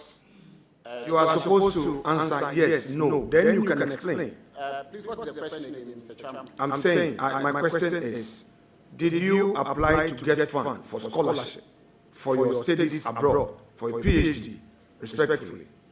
Mr. Chairman, that's exactly what I want to say, because if you say did you, it would be that I personally applied or it was applied on my behalf. Don't worry, let me clarify. Let me take it easy. Very well. Take it easy. Oh, you are not under cross-examination. Take it easy. Did you personally apply to the GET fund for scholarship for your PhD? Yes or no? Thank you very much, Mr. Chairman. I applied to GET fund for scholarship. Which year did you apply to GET fund for the scholarship for your PhD? It was 2017. When in 2017 did you apply? I think it should be June 2017. Either June, August, because it was granted in September 2017. When you put in the application, were you invited for interview, and what was the basis for your application to get fund? Mr. Chairman, that's exactly why I wanted to explain how the scholarship. So, GIMPA had a program where they sponsor young lecturers to go and acquire, PhDs to come and enrich the institute.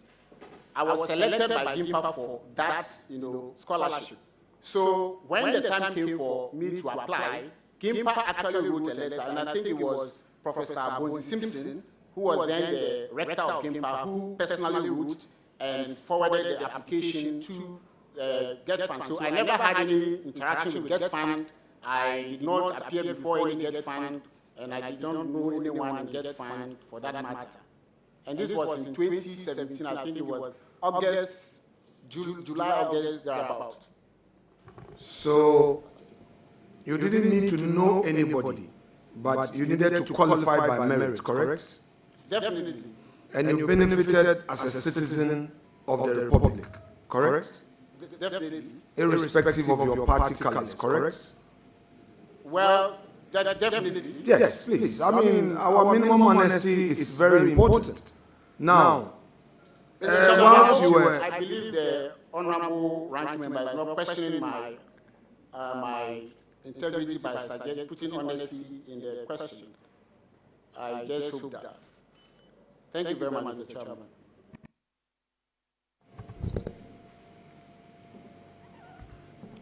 Honorable nominee, now, this is your PhD that was fully funded by the state in 2017. And according to you, you earned it by merit. According to you again, the states saw your promise and your potential as a young lecturer and gave you the opportunity to study. And in fact, you didn't need to know anybody at GET Fund, and you didn't need to show party colors before being given the opportunity. Tell us how much it cost the state. Thank you very much. I can't recall exactly, but it's one of the school I was in. Actually, it's one of the expensive schools, and I think we're paying a bit over, I think, £20,000 per year. That is tuition alone. I think that is. All right. So let's stay there a bit. So now, you spent 4 years for your PhD or 3 years? It was 3, but COVID took 1 out, so 4. So 4 years. So now, Get Fund took care of your tuition, your accommodation, and also your living expenses, correct?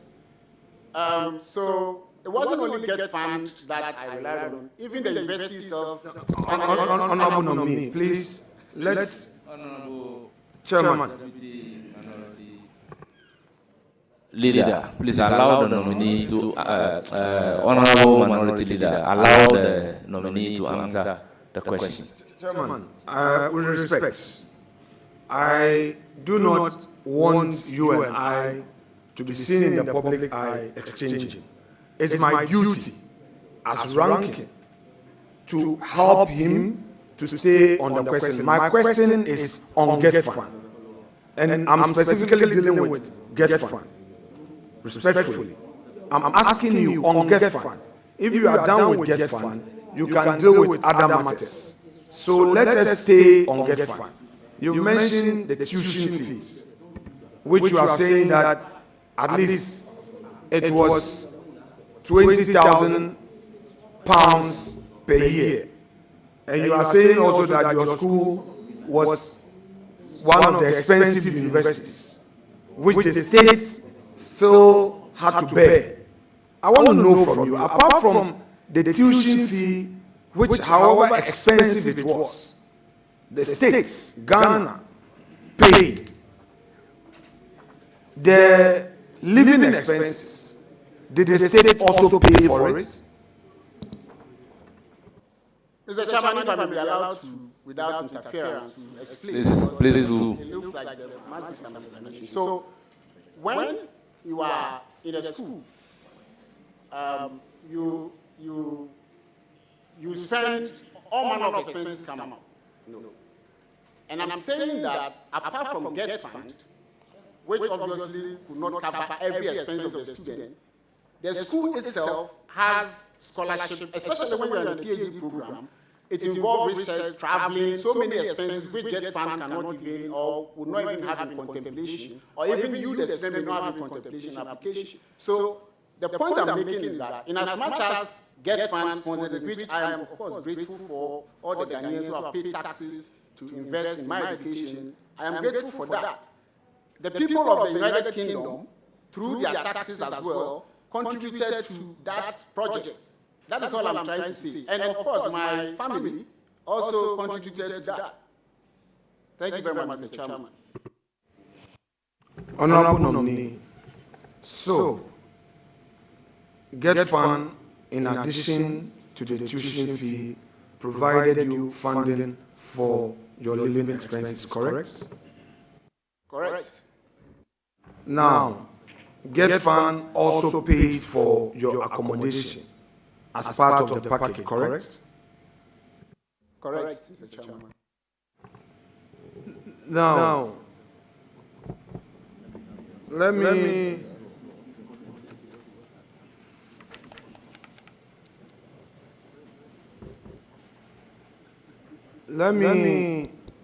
ask you this. As a result of the COVID,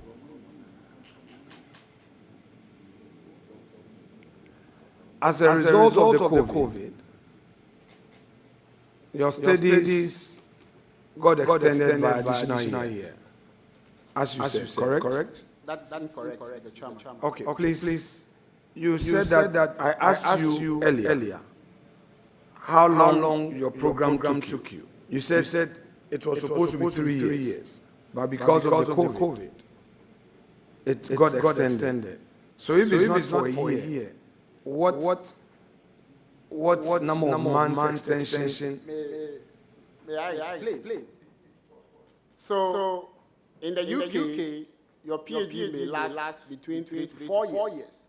So, it was not supposed to be 3 years. I had 4 years to conduct my research. Out of that 4 years, what I meant was that I would have finished in the third year, but for COVID, but I was still within time. So I didn't apply for any extension, neither would I have any extension. Honorable Nominee, So, Chairman would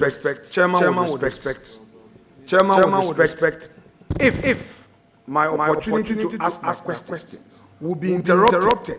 The Ghanaian people have had problem with the way we did our things. It is not this time that the chief will be applying for. I want to do a follow-up. Let's stop this. We've had a smooth 2 days where the chair, your deputy stood his ground. What is this interference that he needs to do? Follow up.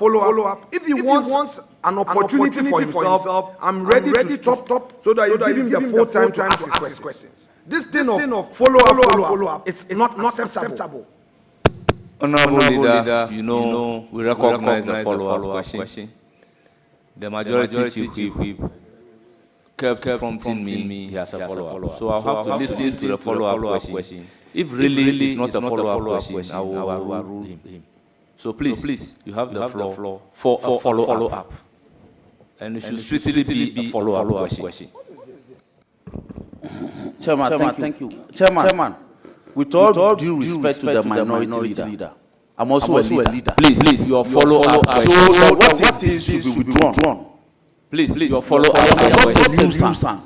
Anyway, so my follow-up. Honorable Nominee, you are conversant with Act 581, 2000. You are conversant with it. And you took advantage. No, let me. It's a follow-up. So let me. We are lawyers. Let me put it in one omnibus question for you. And you took advantage of section 221 of the law as a citizen to apply for Get Fund for assistance as a Ghanaian citizen for your postgraduate studies. That is correct. That is correct, Mr. Chairman. Thank you very much. Chairman, that's... Honorable Nominee, you have told us a moment ago. That is correct. That is correct, Mr. Chairman. Thank you very much. Chairman, that's... Honorable Leader, you have the floor. Honorable Nominee, you have told us a moment ago that GIMPA, as part of its grooming policy for young lecturers, gave you the opportunity and you didn't even need to go to Get Fund yourself with an application. And it was an opportunity given to young lecturers. Is that correct?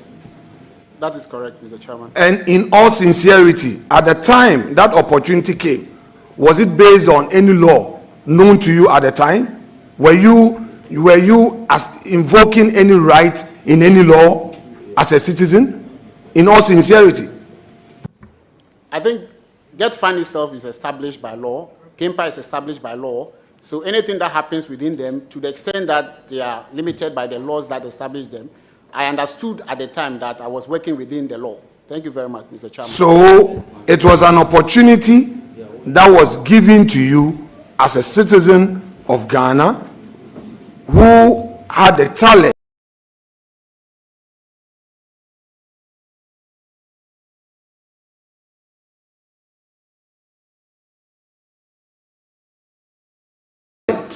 is one of the most expensive in the UK. The state, however, still bore the cost. Now, you have given an indication, you don't immediately have your offer letter here, but you're saying that in terms of tuition, it was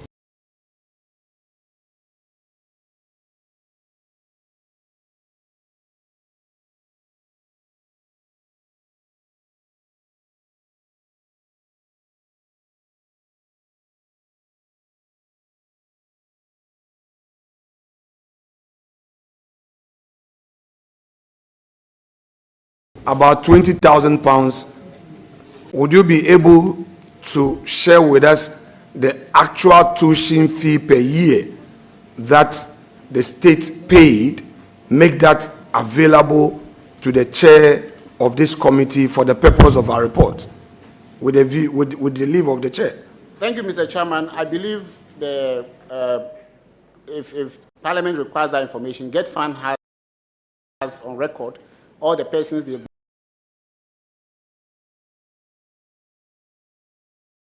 been sponsoring and how much they have paid. I think that would be a more authoritative, source of the information than I could personally give. So I will recommend that if that is the case, GetFund can provide. Thank you very much, Mr. Chairman. Chairman, with respect. Chairman, something has been said, not on record, but sometimes those who view, no, I'm going to say it. Chairman, let me finish. The learned Attorney General is somebody he knows I respect. And I don't want him to be on this table. When I'm asking questions, he says, what is the relevance? Chairman, if you didn't hear, I heard. These things must be stopped. Let's have a peaceful atmosphere. Well, I have not heard the voice of the learned Attorney General. If you didn't hear, no problem. I have heard. Though you are closer to him than I am, but if you didn't hear, I know that he has just said it. And Chairman, these things must stop. Let's stop all these side comments and let's focus. Joe. Honorable nominee, do you also remember the living allowances that you received per year? Do you, because that one came to you directly? Mr. Chairman, I think the previous answer still applies. Since GetFund is the most authoritative source of this information, I think it could be obtained from there by the committee. Thank you very much, Mr. Chairman. Thank you. Chairman, with your leave, I believe that we would, this is very important, that would make the clerk right to GetFund for this information. Let me go to the third one. Regarding your accommodation, are you able to share with us how much you received per year for your accommodation? Are you relying on your previous answer? So we make a composite application to get fund. Mr. Chairman. Very well. So, Chairman, we would have three issues: living expenses, tuition, and accommodation for get fund to furnish us, to enable us have it in our report. Now, Honorable nominee, we also have here your studies at Harvard Law School, Cambridge, US, August 2013 to May 2024. Was it also financed by the state? Thank you, Mr. Chairman. My study in Harvard was financed by the Harvard Law School scholarship. Nothing came from the states in my study in Harvard. And it was fully, sponsored. Thank you very much. Honorable nominee, Cardiff School of Law and Politics, for your Master of Laws. How was this one also funded? Thank you very much. So, Cardiff was funded by George Soros. I don't know if you are familiar with, he's an American philanthropist. So he has a scholarship for, it's a global scholarship. They select, I think, 10 or 12 people every year from all over the world, and it's a very competitive, process. I went through it with people from all over the world, including an interview in South Africa, and I came out as one of the 10 people who were selected for that year. So that was the funding, and I must say, it was a very, prestigious scholarship, just as the Harvard Law School scholarship. They funded everything, my travel, everything for me fully. Thank you very much. Did GetFund fund your travel to the UK and back to Ghana? They funded it. That is the they paid your ticket. Exactly. For you. Let's be clear. Is that for the masters or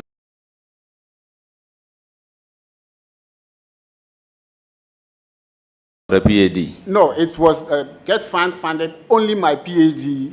The rest were funded by these institutions that I've mentioned. Very well. Get Fund was not part of any of Very those well. other fundings. So it is clear. You are now asking of the masters. That is why I step in to do the clarification. Most grateful, Mr. Chairman. So just to bring clarity, 4 issues. Your PhD in the UK, Get Fund paid for your tickets to the UK and back. Get Fund paid for your accommodation for the entire period, 4 years.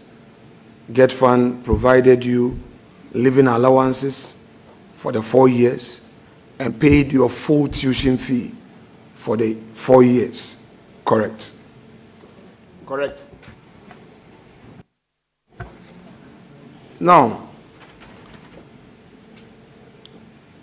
you have also indicated that you did your qualifying certificate in law and you have into bracket barrister and solicitor of the Supreme Court of Ghana, 2009 to 2011. That certificate that you are referring to, which came from the Ghana School of Law, on it, is there anything written qualifying certificate in law? So the certificate is actually provided for in Act 32, that's the Legal Professions Act, and that is how they described it in the law. And I think in the description in the, I don't quite remember, and I don't have it here, but it's also stated on the certificate as a qualifying certificate to practice law. Thank you very much, Mr. Chairman. You also say you did Bachelor of Law, LLB degree, 2007 to 2009, correct? Precisely, Mr. Chairman. Underneath that, you have... Mr. Chairman, I have my classmates who just is standing up. Honorable nominee, let's focus. Don't go into other areas that will cause your delay and your people will complain that I spent too much time on you. Once you give me your yes or no, leave all those ex-cathedral matters. You've also stated that you earn a Bachelor of Arts, BA degree, Management and Psychology, 2002 to 2006, correct? Correct, Mr. Chairman. Honorable nominee, you have here Takwa Secondary School, Takwa, 1998 to 2000, correct? Precisely. You have also stated Teberebie Goldfields Basic School, Takwa, 1995 to 1997, correct? Very correct, Mr. Chairman. Then St. Michael's Kali School, Aveme, Volta Region, Ghana, 1985 to 1994, primary basic education, correct? Precisely, Mr. Chairman. Right. Employment and relevant professional experiences. University of Ghana School of Law, Legon, Ghana, April 2024 present, correct? Correct. Praetorium Solicitors, Accra, Ghana, October 2020 to present, into bracket, private law firm, founder and managing partner, Ghana Law Practice, correct? General law practice, not Ghana law. Sorry, practice. I apologize. General law Most practice. General law practice, you are right. I apologize to you on that. General law practice.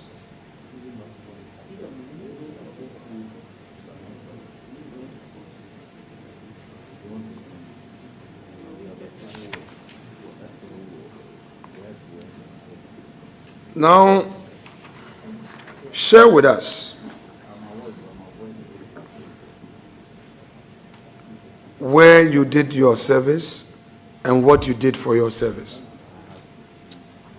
Thank you very much, Mr. Chairman. I did my national service in 2007 at the United Bank of Africa, UBA. That's where I did my national service. Do you have your CV with you? I have it with me. You have it with you? Please refer to page 3 of 6 of your CV.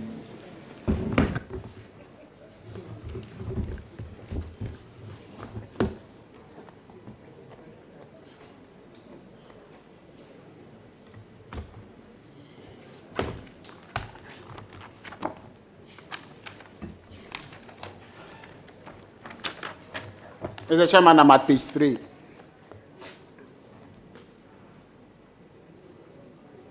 Is there anything you would want to say in respect of your national service?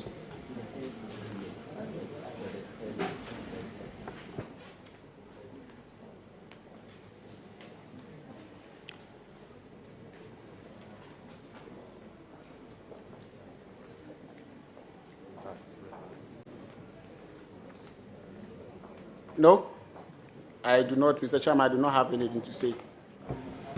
You indicated in an earlier answer that you did your national service in 2007. On your CV, your national service actually started in 2006. That's why I wanted to give you an opportunity to correct it for the records. And you said there's nothing that you would want to say. I'm sure you didn't really get it. Thank you very much, Mr. Chairman, for reminding me that I started in 2006 and ended in 2007. So is that what is on your record? On my... Mr. Chairman, which record, please? Your CV is in reference. No, Mr. Chairman, you've just drawn my attention to the fact that it started in 2006 and ended in 2007, and that I said I did my national service in 2007, and I said I accept your reminder of what is on the CV. So normally, when such an offer comes from the bench, what do you do as a? I have expressed my gratitude. You haven't said so. You only said remind. You didn't. I said I'm very I didn't hear. You have to say because you were earlier challenging me. Anyway, I'm grateful for indeed. your assistance. You are not under cross-examination. You take it easy. We're just doing our constitutional duty. Okay, Honorable Nominee. Page 1 of your CV. You say you speak Ewe, Twi, and English. You also say you're from Aveme in the Volta region. So the Aveme area in the Volta region, is it Vedome and law? Whatever, just help me. I want to know. Mr. Chairman, Aveme is middle of the Volta region, exactly in the middle. No. I'm not talking about geography here. I'm talking about custom and tradition. And, unless you don't go home. But which parts do you, because I've had some education from my tribesman here.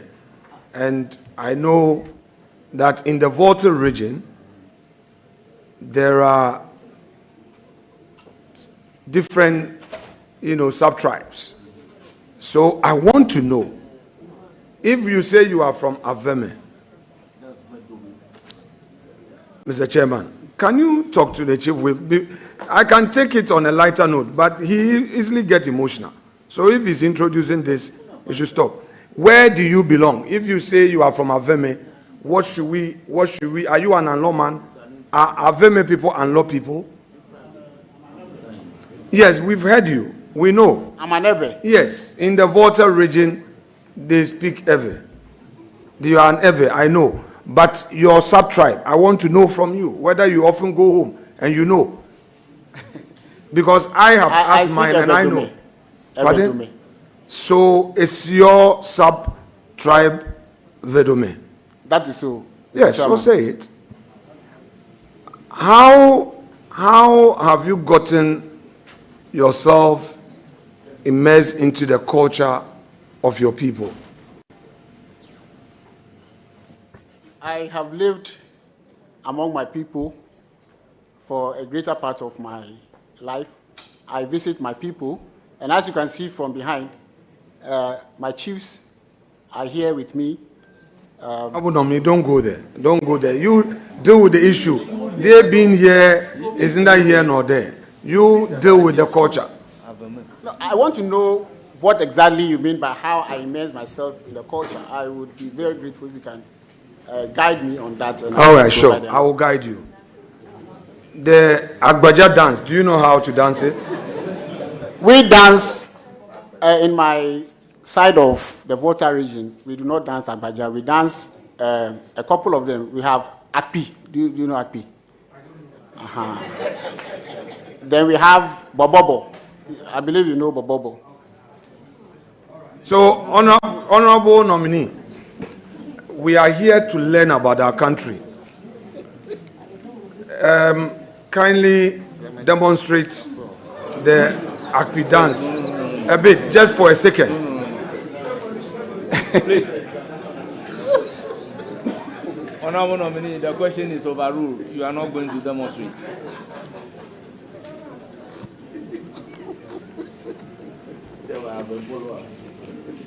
Chairman,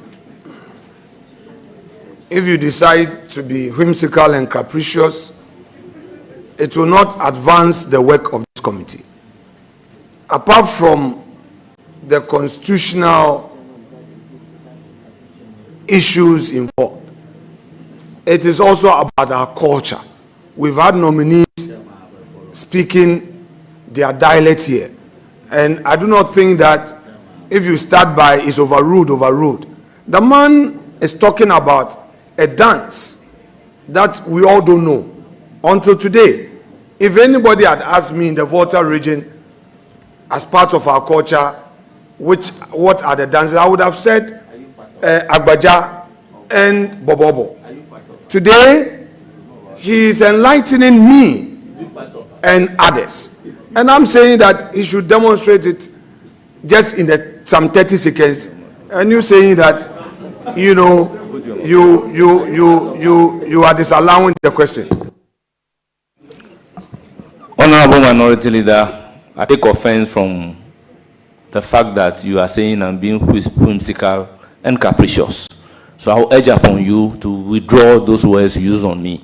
Chairman, I still stand by overruling the question that you are not going to demonstrate any dance. You were whimsical and capricious in the way you overruled my question. I will not withdraw. You would not demonstrate any dance. This is not a demonstration forum. This is appointment committee. So I insist that you withdraw the word that I'm being whimsical and capricious. Chairman, I will not withdraw. I'm sorry. I will not withdraw. You rudely overruled me. I will not withdraw. I would again ask that you withdraw the word rudely. Chairman, one more time, I will not withdraw. I'm sorry. Will you withdraw? Chairman, I'm sorry, I will not withdraw. Well,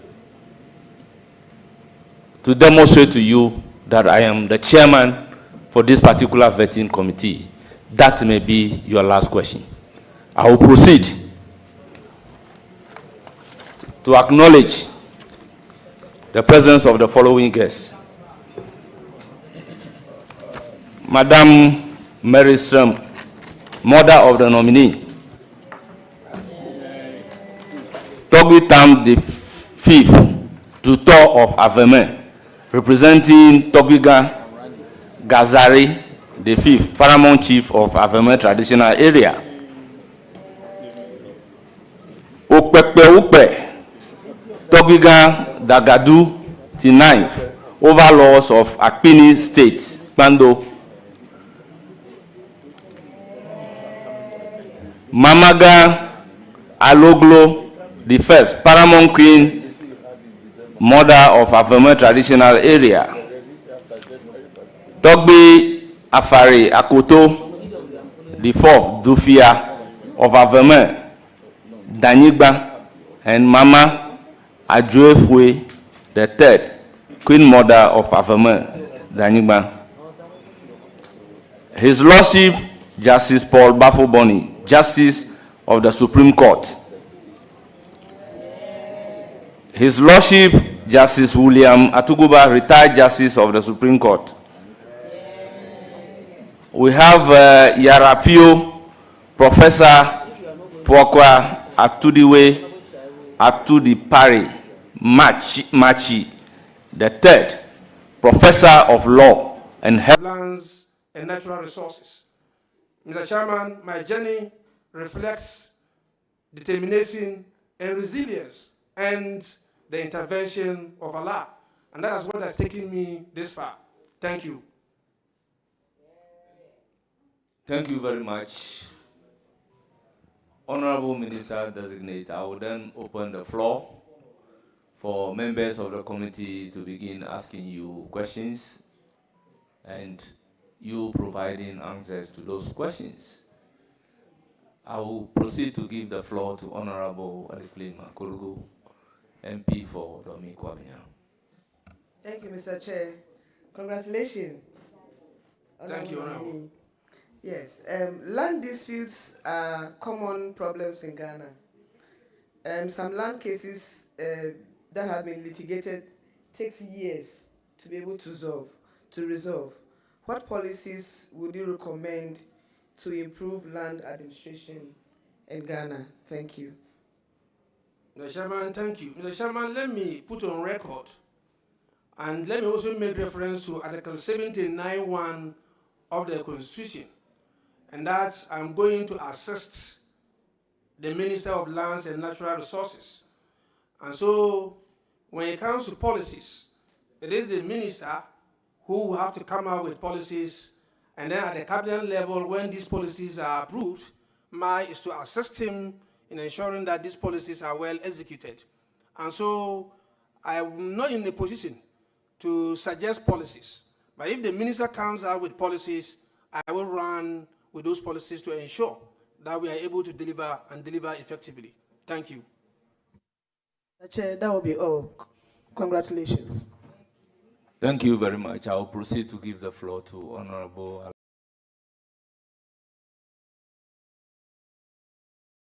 Alasanuma.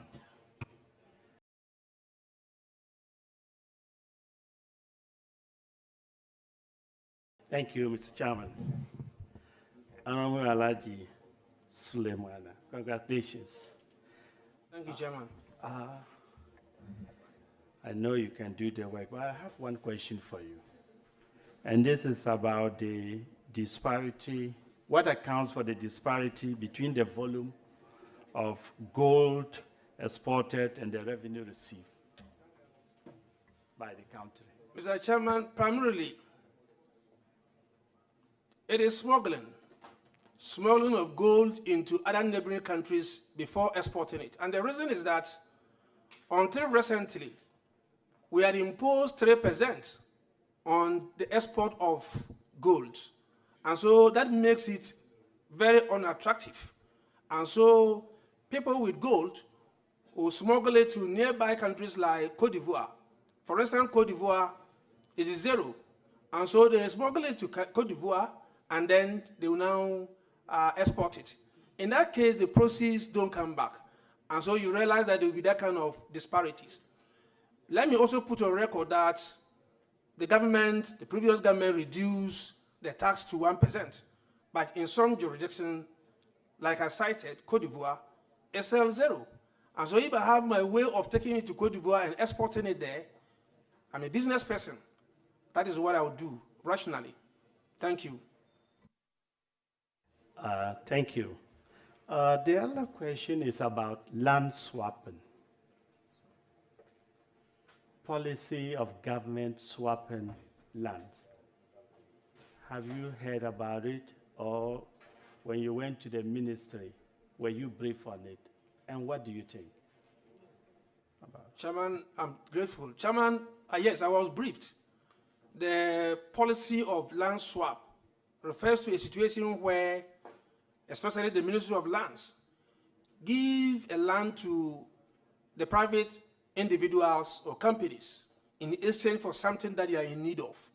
For instance, if the ministry wants to build a regional office, let's say in Savannah region, and cannot afford the cost of it, the ministry as a policy can decide to allocate a land anywhere in this country that is attractive to this private person in lieu of the person going to put up that office. I think that is a good policy. What is important is to ensure that there's always value for money. What is important is to ensure that there's transparency in such transactions. And if these two things will hold, it is something that I believe my minister will welcome, and I will assist him in that direction. Thank you. Don't you think continuation of it is part of the abusive, it's been abused, whereby we now call land grabbing? Yeah, so that is a different policy altogether. You want to refer to a situation where public lands are sold to individuals and companies. That is a bit different from land swap. And so, like I said, in the concept of land swap, the most important thing is there transparency? Is there competitiveness in terms of how that program is rolled out? Are you allowing other people to participate so that you can be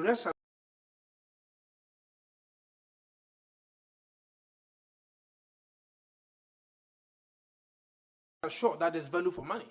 If that is done, I think that is a good cause. Thank you. Chairman, I have no doubt in his performance, and I wish him well. Thank you. Thank you very much. I will proceed to give the floor to Honorable Muhammad Shaibu. Chairman, let me thank you very much for the opportunity. A very quick one. I just have two, Chairman. In recent times, the share butter has been one of, if you like, the northern cocoa.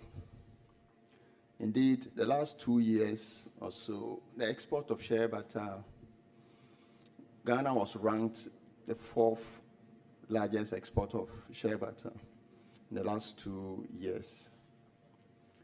That tree that produces shea butter is under serious threat from bushfires, but more importantly and seriously, from charcoal burners. And so it's a critical thing.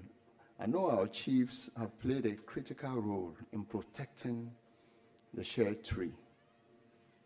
But tell us, what role would you play in supporting your minister to be able to protect this valuable natural resource for the North? Thank you. Chairman, it is not even in recent times that the shea tree, and for that matter, its products are seen to be equated to, let's say, cocoa. It is indeed the cocoa of the Savannah ecological area. And as I sit here, I am a beneficiary of the shea tree. My mother, I'm sure she's listening to me. Those days, early morning, we wake you up to go and pick shea nuts, process it, and part of it was used to pay your school fees. I agree with you that today, that tree is under threat. It is an economic tree. It is a tree that all of us must be proud of. The question you ask is, what do we do to ensure that that tree survives? The tree is a wild tree, and so propagating it is a challenge. The Boko Research Institute in Bole tried to propagate it, and it's been a problem. The surest way is to ensure that those wild trees are maintained. And so if you have a situation where we are felling those trees, it should be a source of worry. Solution. I think that it is an economic tree, and to fell economic tree is a crime. And so we need to enforce our laws. People who are seen felling sheer trees should be punished, and punished severely. Let me also say this, that yes, our chiefs have done very well, and they continue to do well. But growing up as a child, it was even a taboo. When I have my revered chiefs seated here listening to me, they'll bear me witness that growing up those days, it was even a taboo for you to fell that tree. Anytime you fell that tree, you were summoned by the chief priest or to the chief palace, and you were charged. I think it's something that we have to go back to. Again, the district assemblies should also help. The district assemblies should see that tree as an economic tree, and if there's the need for them to even support the existing laws with bylaws, why not? So that we can preserve that tree for ourselves and for our future generations. Thank you. Thank you, Mr. Chairman. Absolutely brilliant answer. Let's do some law. I'm sure you are familiar with LI 2462. Small-scale mining. Yes, I'm very familiar with it. At the ministry, I was briefed, and I've also listened to the president, so I have some idea as to what it is. Very well. So should small-scale mining be banned or temporarily suspended?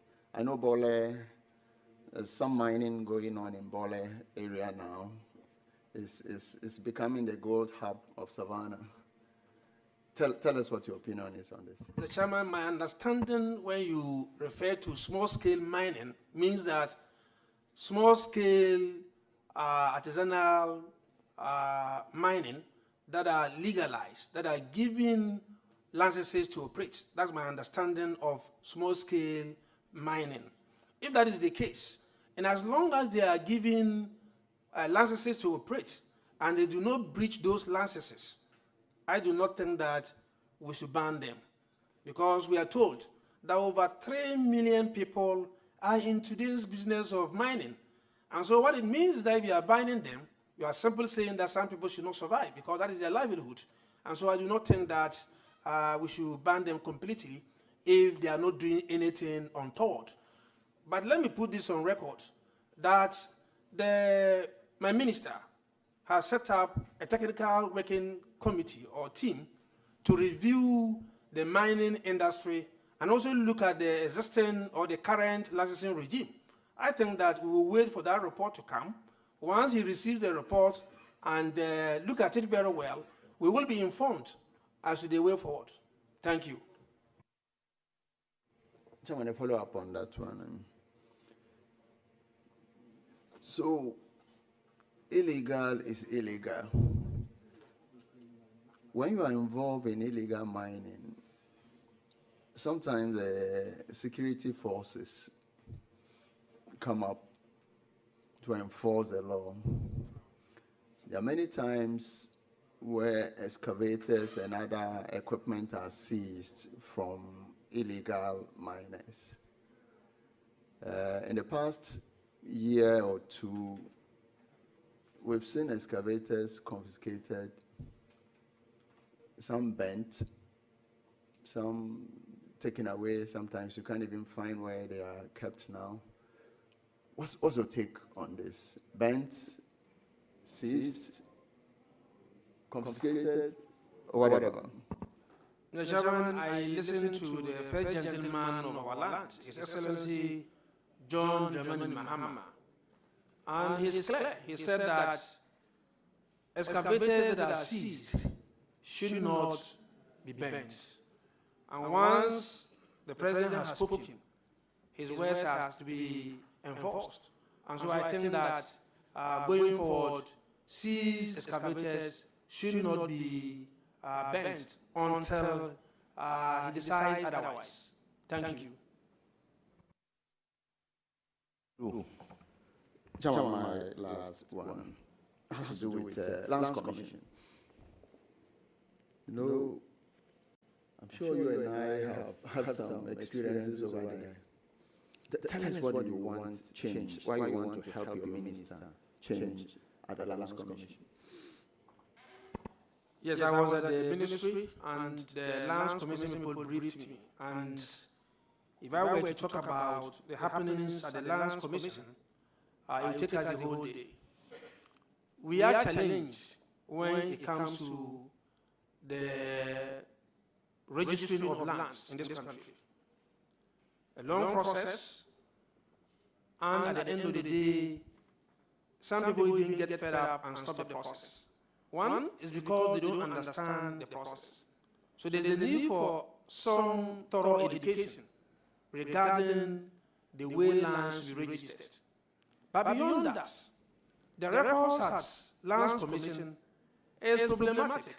And that is why you have instances where people have two people having the same land.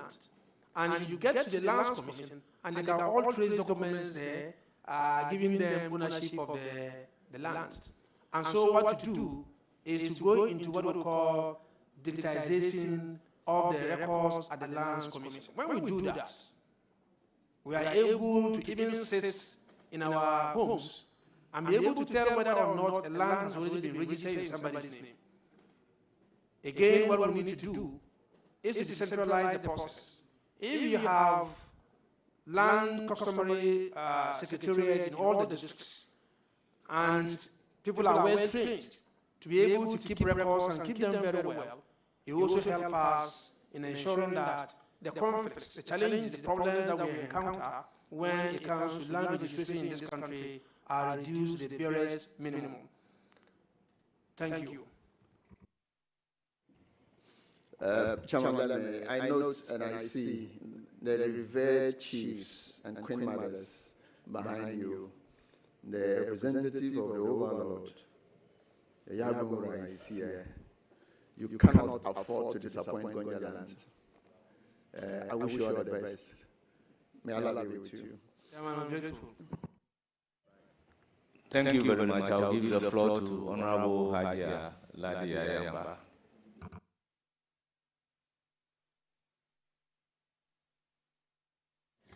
Thank you, Chairman. Assalamu alaikum. Wa alaikum assalam wa rahmatullahi ta'ala wa barakatuh.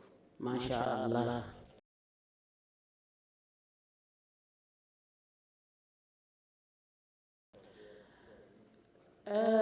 Congratulations. I have no doubt about your competencies. Although I came to Parliament before you, I observed you, followed most of your activities, your sincerity to work, your honesty, your belief, and the way you do things are most of the things that would help you in going forward. So I don't doubt your competencies at all. And by the guidance of the Almighty Allah, inshallah, I know you will make it. Now, my question, both you and I,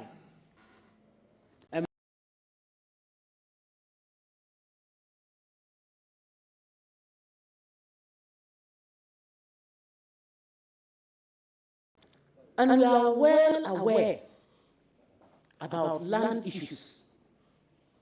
And when I'm talking of land issues, I'm not even talking about the land in itself per se. But for instance, our trees, the fruit trees, the shade trees, which we observe day in, day out, being cut. We cannot say our brothers and sisters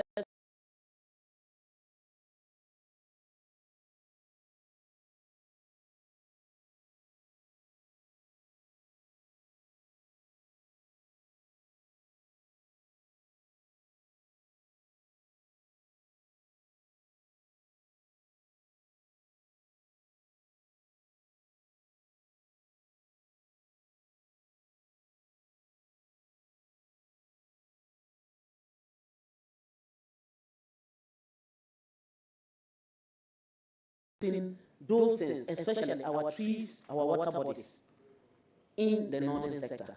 Can you tell me what you would assist your minister to do? Mr. Chairman, I'm grateful, and I can understand the passion with which the Honorable Hajj Ladi has spoken to this issue.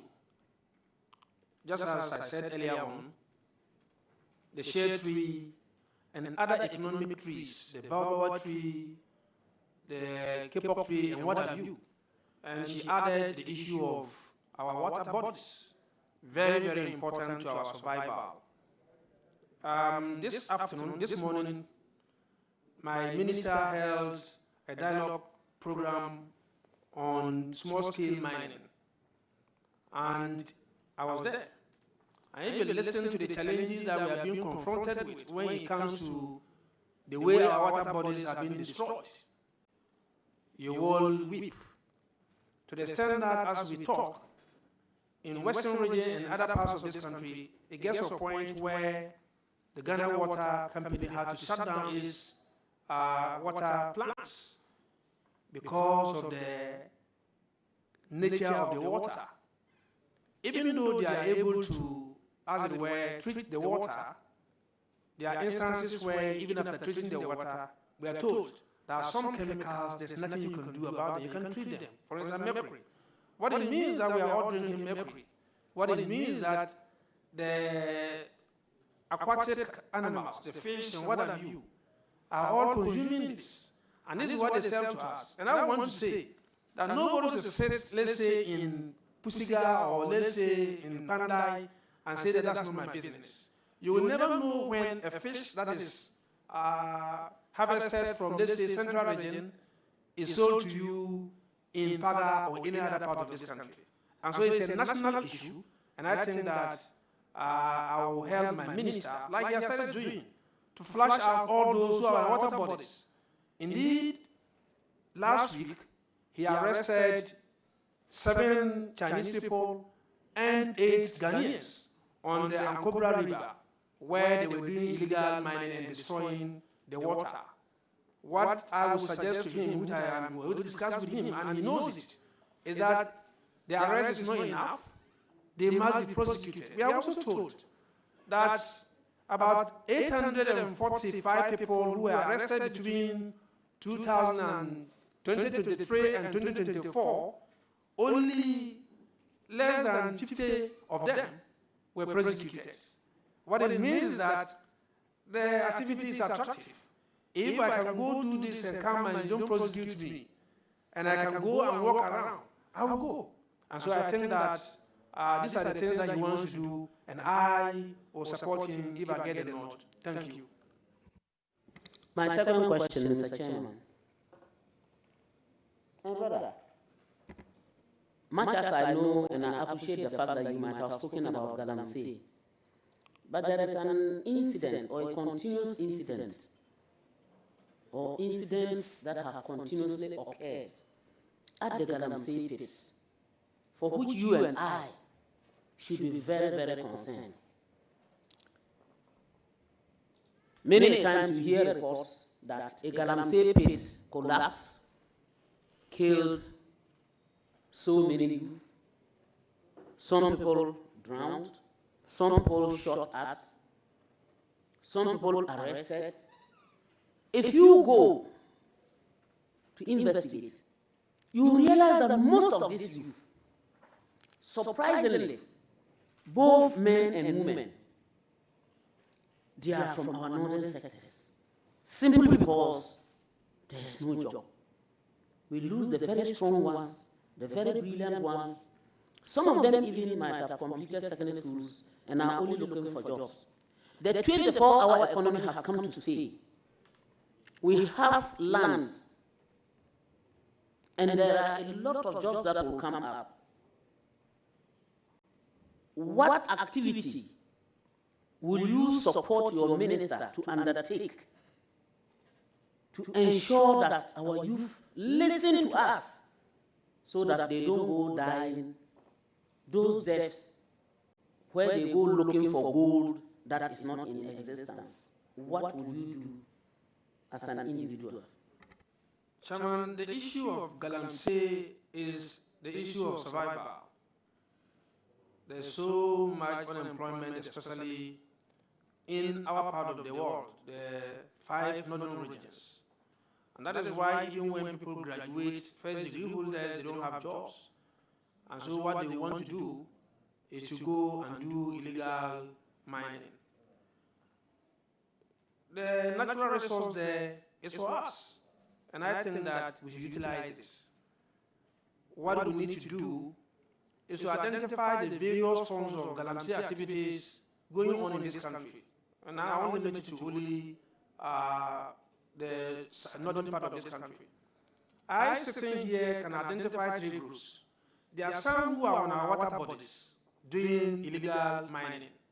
There are some who are also in our forest reserves, destroying the forest cover.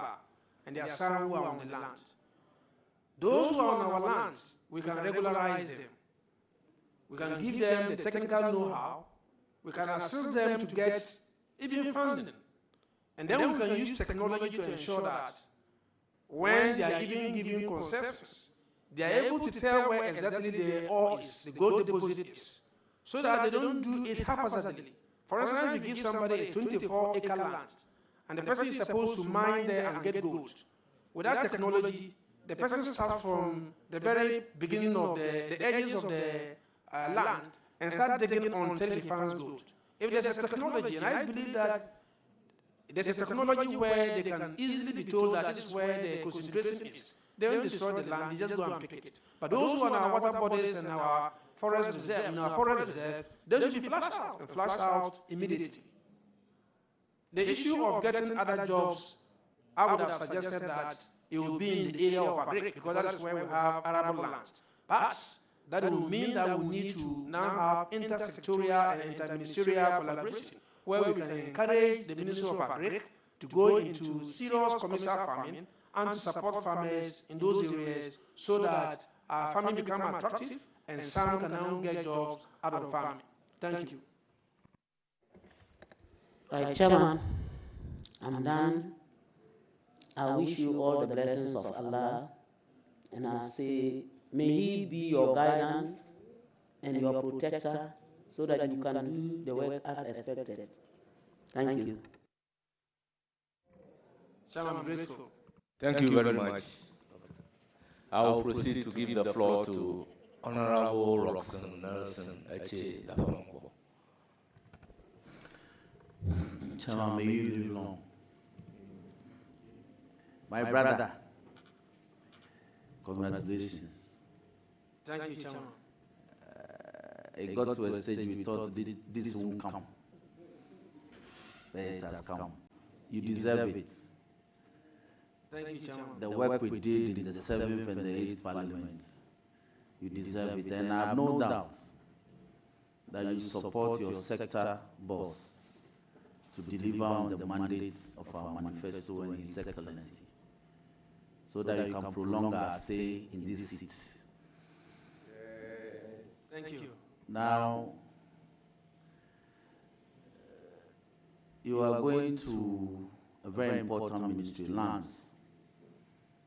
And there are a lot of issues regarding this state acquisition, unbridled. Nobody says when you have money and the state is legitimately asking citizens to acquire property, you shouldn't. But the question is about unbridled acquisition of state lands, lands that are needed for state activities. As the second chair to your sector minister, would you consider reviewing this policy so that we can have public lands acquired during the First Republic for public purpose? Would you consider? Yes and no. I don't want to bother you too much. Yes. We will consider that because the President, upon assuming office, directed that all lands that are being processed at the various regional levels for the issuance of certificates and transfer of lands to individuals I'm talking about lands that are public. He's asked that should come to a halt. And a report will be submitted to him very soon. And I believe that once the report is submitted to him, appropriate recommendations will be made. But I think that there should be a way to ensure that there's always transparency, there's always value for money. Thank you.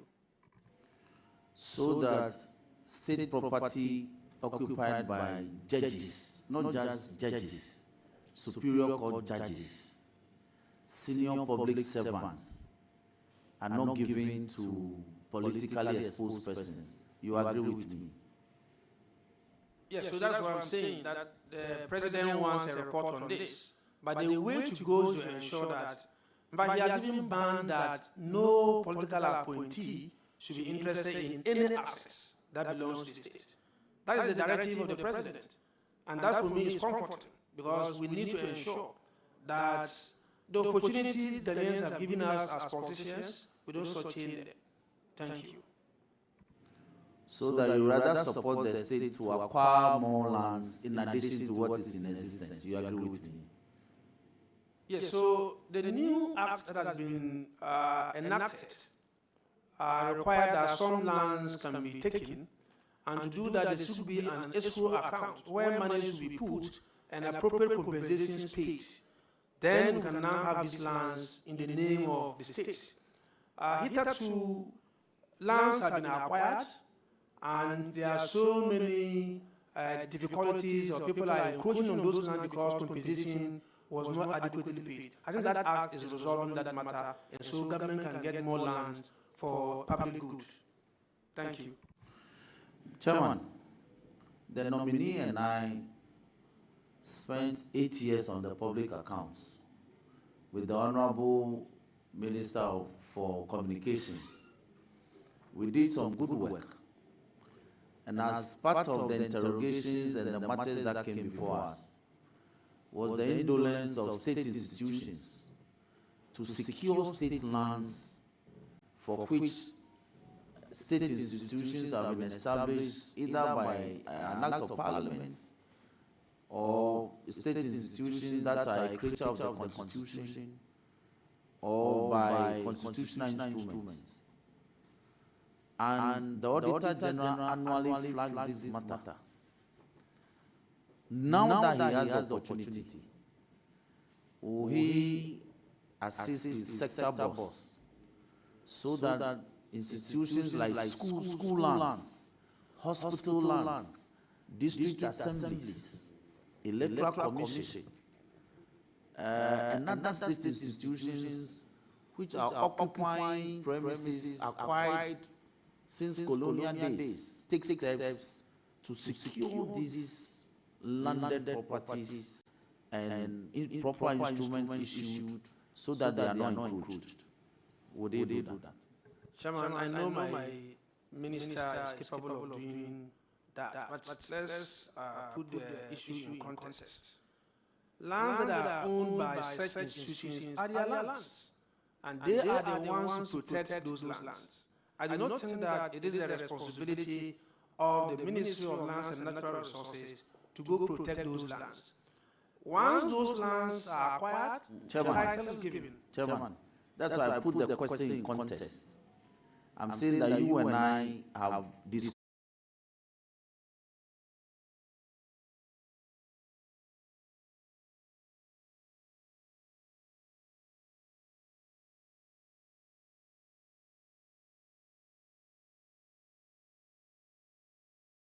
Would you assist them to do that? Yes, so what I'm saying is that it is not the responsibility of the ministry. So would you assist them to do that? Yes or no? Yes, we assist them. Thank you very much. Thank you. That's all I want to hear. You assist them to do that. Chairman, one other important thing that I think I want to have the nominees' views on is this issue of termination of employment. Now, every government operates based on a budget annually. The previous government, or the ex-one government, between January and December 2024, brought to Parliament a certain budget for its operations. and got Parliament to approve that budget for its work. Now, the mandate of that government ended midnight 6 January 2025. And yet they decided to employ thousands of people to encumber the economic opportunities of the new government, for which there is no budget provided. And the new government is saying, I want to review that process. So the thousands of people that they employ, they supposedly employ without any budget, should be subject to a review. Do you consider that a good policy?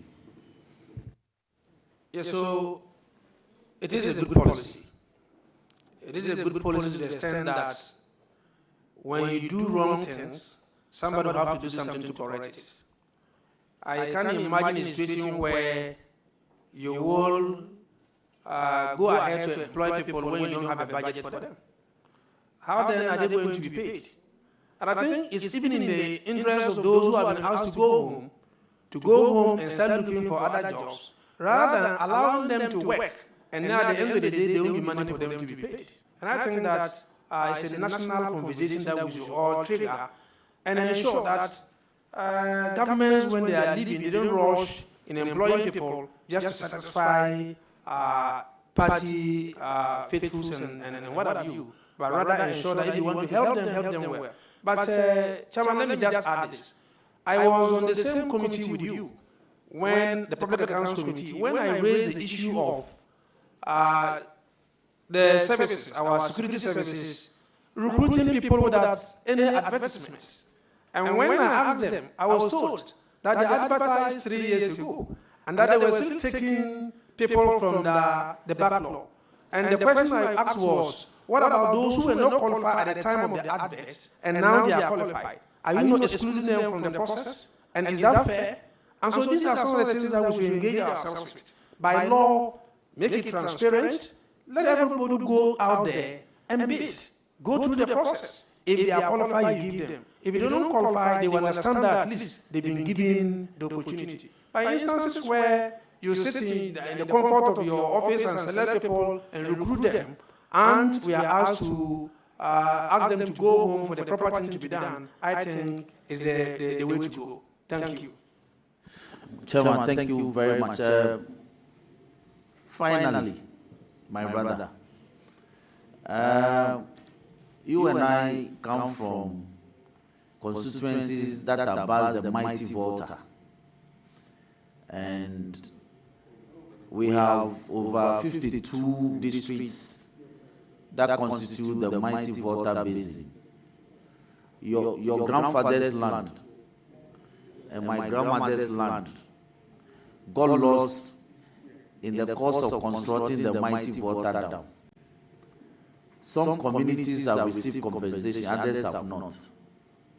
And as the second most powerful person in that sector, you will consider reviewing the compensation regime for these communities and traditional areas who lost their lands, so that finality will be brought to this matter after 50 years. You will consider to do that. I think my able minister is here. I just will pray that you give me the nod. When I get there, I will consult with him, and I believe in him. Appropriate action will be taken to ensure that those who are affected are happy. Thank you. Chairman, once more, let me congratulate my brother, and I wish him all the best. I know that he will succeed. We have your back. In Parliament, we have your back. Thank you. Thank you very much, Honorable Roxanne Daponko. I will now give the floor to Honorable George Kwakurukete and the Vice Chairman of the Committee.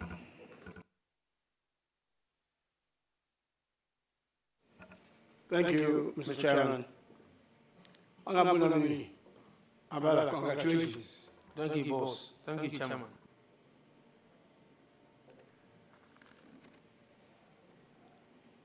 One thing that is important, being a deputy minister, is if you are lucky to have a good relationship with your boss.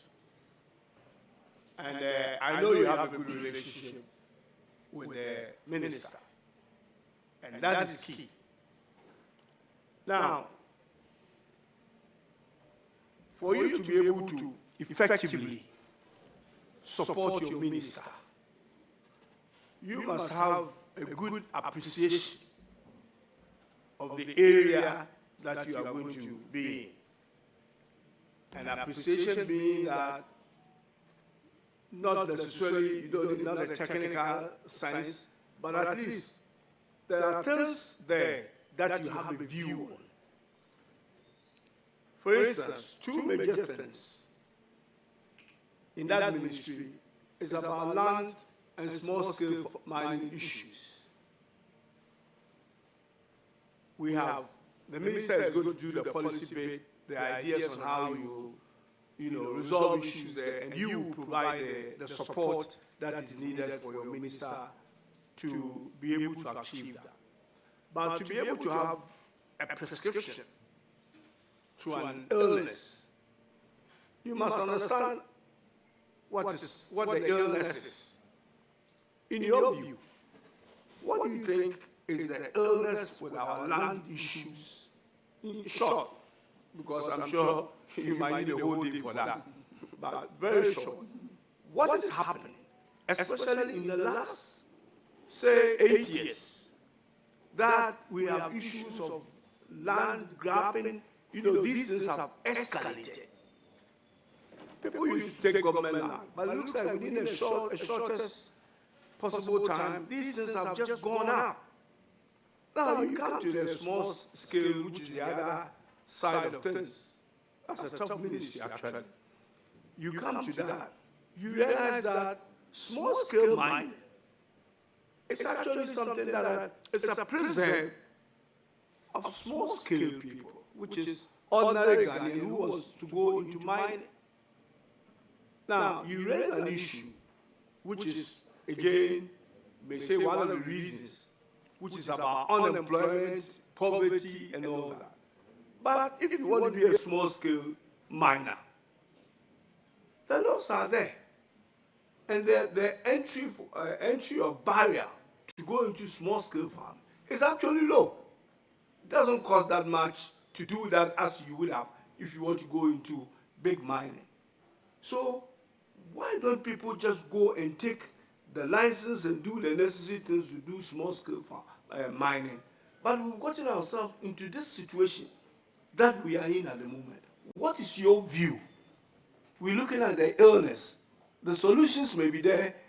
It has been prescribed, but some hasn't worked in the last 8 years. So what is the illness in the land area and in the small-scale mining area? With the issue of galamsey and all that, which people should have just gone and take a license to do it. What is the illness? Honorable brother. Chairman, thank you. Chairman, let me state that I'm happy my senior brother is aware that I have a very good working relationship with the minister. Indeed, I worked under him as the deputy ranking, and he recommended me to be his ranking at Trade, Industry, and Tourism Committee. It is also on record that you cannot become a deputy minister to somebody because by Constitution, Article 79(1), the president will have to consult the minister in appointing a deputy minister. And I believe that he was consulted. And because he has that confidence in me, that is why he's accepting to work with me. Now to your question. One, the issue of land and land grabbing. I earlier on said that is a national issue. It's an issue that we have to take a second look at. And that is why the president said that when it comes to public lands, none of his appointees should be interested in that. And then again, he has asked that even those that they have started processing before he came, they should stop. Now, generally, the issue of land in this country is problematic because of the fact that we have not been able to have proper record keeping. And that's where the problem starts. Proper records keeping and also demarcation of the lands. That I think we should do. And to do this, we will need a modern, if you like, land administration system, which I believe my minister spoke about, and he's committed to ensuring that by the time he leaves office, he's able to deliver that, and that will solve some of the problems that we are encountering when it comes to land dispute. Now to the issue of Galamsey. Are you saying that why don't people just go and register instead of involving themselves in illegality? One, we will require some stakeholder engagement, some education. There are people who are doing this mining and do not even know where the EPA office is, and they do not even know where the Minerals Commission's office is. What they have seen is that there's a land and there's gold there, and they want it, so they will have to go and mine it. We will need some thorough education, okay, as to what it takes to be able to come out or to register a small-scale mining and get a concession, get certificates to be able to do that. Beyond that, you must also teach them how to do it and do it well. And that's what I spoke to in my earlier submission. And so, like I said, my minister has asked that a committee should go into this issue and make appropriate recommendation in terms of the way forward. And he's waiting for the report. And when the report comes, I believe that in the shortest possible time, you will see a change in the administration or in the handling of these issues of Galamsey and small-scale mining. Thank you. My brother, congratulations. God bless you. I'm grateful, Chairman. Thank you very much, Honorable Yusuf Suleimana. Let me add my voice in congratulating you. I have no doubts about your integrity. I have been in Parliament with you for some time, and I know you can deliver on your mandate as a Deputy Minister responsible for lands and natural resources. Once again, congratulations. Let me proceed to acknowledge our revered chiefs seated behind you. First on the list is Hajj Mariama Abu, a spouse of the nominee. Then His Excellency Mankpangura Jakpa Acho, Ade Achode Boreni the first, Rep of Yangboura and a member of the Council of State. Mr. Suleimana Adams, linguist of Yangboura. Dr. Abu Sakara Foster, Rep of Kakula Saura, and a former flag bearer of CPP. Solawura Idrisu Abdullahi Nugbanso, a rep of Bolewura. Duyaura Kasim Amankwa Boresa, the first, rep of Bolewura. His Excellency Tingaura Seydou Samson Abudu, member of Council of State for Savannah region. Honorable Salisu Biawuribi, Savannah Regional Minister. Alhaji Moro Seydou, alias Man Blessing, NDC Savannah Regional Chairman. Chief Jawula Okitika the first, Gonja Chief of Greater Accra. Mr. Abubakar Suleiman Mahama, Abu Fresh, brother of the nominee. You are most welcome. Thank you, Chairman. Yes. Mutaokilo, former member for Damango. Honorable Nelson, former member for Daboya. You are all welcome. Dachumo, you are welcome.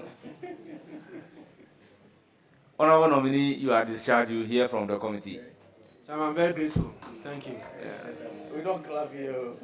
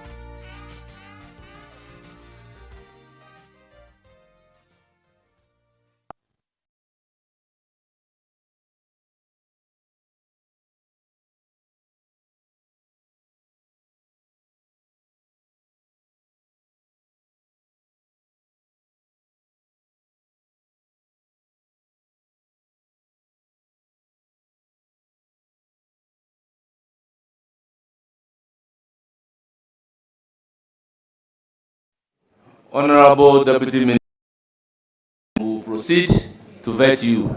Before doing so, may I ask the clerk of the committee to administer the oath?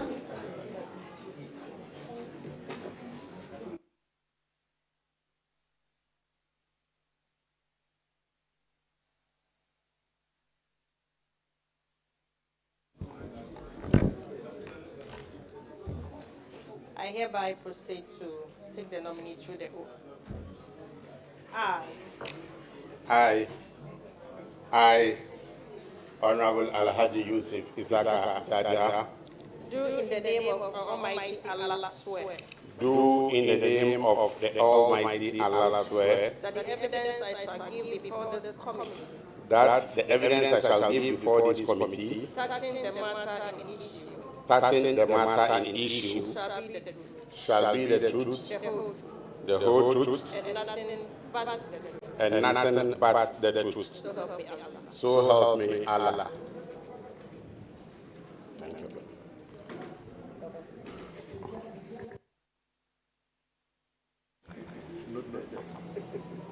Thank you very much.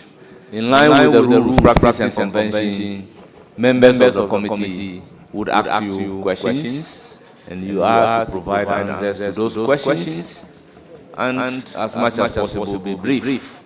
I will then proceed to give the floor to Honorable Member for Domi Kobenya, Honorable Ali Plim Akorogo. Thank you, Mr. Chair.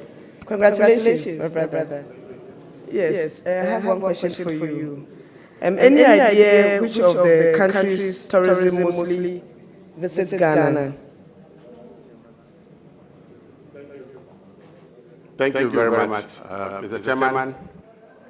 Per the data I have, as of 2023, the country that visited Ghana with regards to tourism, the most is US. Just to add, followed by Nigeria, and then Great Britain. Thank you. Thank you, that's it. Once again, congratulations. All the best. It's now the turn of Honorable Alassane. You have the floor. Thank you, Chairman. Honorable Jaja, congratulations. Thank you. I don't have much to say. My only question is about supporting your minister to improve and upgrade the museum or visit site in the northern sector. Can you hear me? Okay. Will you support your minister to improve and upgrade museum and historical sites in the northern sector? Of course, yes, I will support my minister to do that.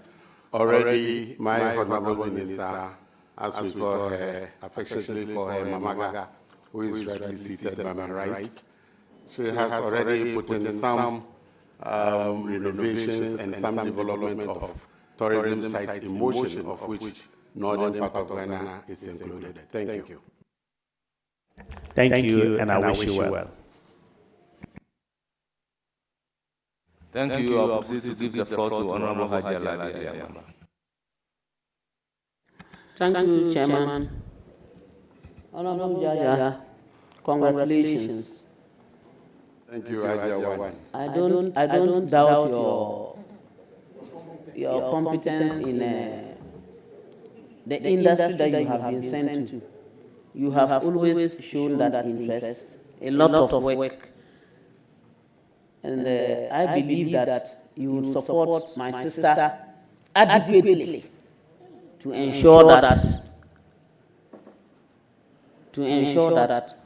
we achieve our aim. There is one aspect that I wish to find out from you. If you will assist my sister to ensure that aspect is undertaken. When you go to some of our tourist sites, you realize that there's no holding places for visitors. When I talk of holding places, I'm referring to places for the people to sit. No, I mean, people come, they want to even sit, relax. No, it's like go and just turn around, and it doesn't encourage them. Will you assist her so that you would work hand in hand with some ministers so that you can get these rest places at our tourist sites? Mr. Chairman, yes, as I earlier on mentioned, the Honorable Minister has kicked some of this already in motion. My duty is to assist her to achieve it. Thank you. The second issue I would wish that if you could also assist her is that if you come to the Upper East, we have a lot of tourist sites, but probably because of the distance, it's most difficult. We are not talking of even people coming from abroad, let me say from any other country. We are talking of our own country. Will you assist her to ensure that, especially students are able to visit such sites, at least to understand some of the things that are at those sites, to enhance their learning? For instance, the crocodile pond at Navrongo, the Nagwewa, that is Pakaka, the Nagwewa shrine in Pusiga, the site where Kwame Nkrumah was bombed in Kolongungu, still under Pusiga. Will you assist her so that you hold hand in hand with, especially the Minister for Transport, you'll be able to support those who want to travel to such places to go and visit, and the Education Minister as well? Thank you. Thank you, Mr. Chairman. What my sister and honorable colleague was trying to talk about has to do with domestic tourism. And in fact, my honorable minister, once again, has initiated a process. Not only the tourist attraction sites that you have mentioned, it will surprise you to know that there are more in Upper East. As a result, my ministry, as I said, the honorable minister has started something. We are going to support it to liaise with the MMDAs across the country through the Ministry of Local Government to even unearth the potential tourism site or tourist sites that's either two we are not even aware of them or something. We'll bring all of them out, then develop them, give it back to the local assemblies to maintain them and handle them. In that regard, it will create jobs and it will boost local economy. Thank you.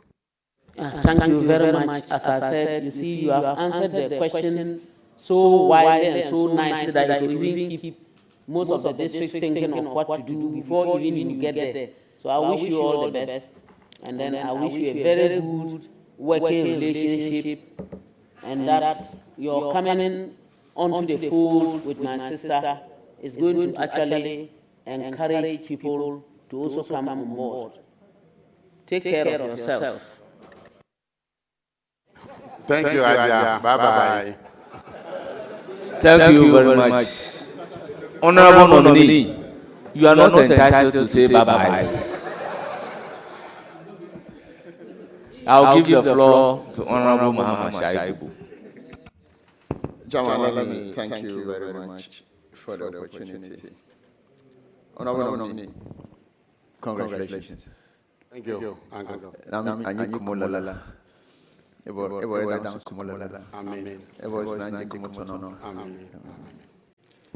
I see a very elaborate CV of yours. Can you spend some 2 minutes in telling us about yourself?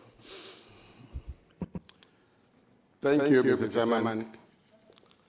Mr. Chairman, as you rightly introduced me earlier on, my name is Honorable Alhaji Yusuf Isaka Jaja.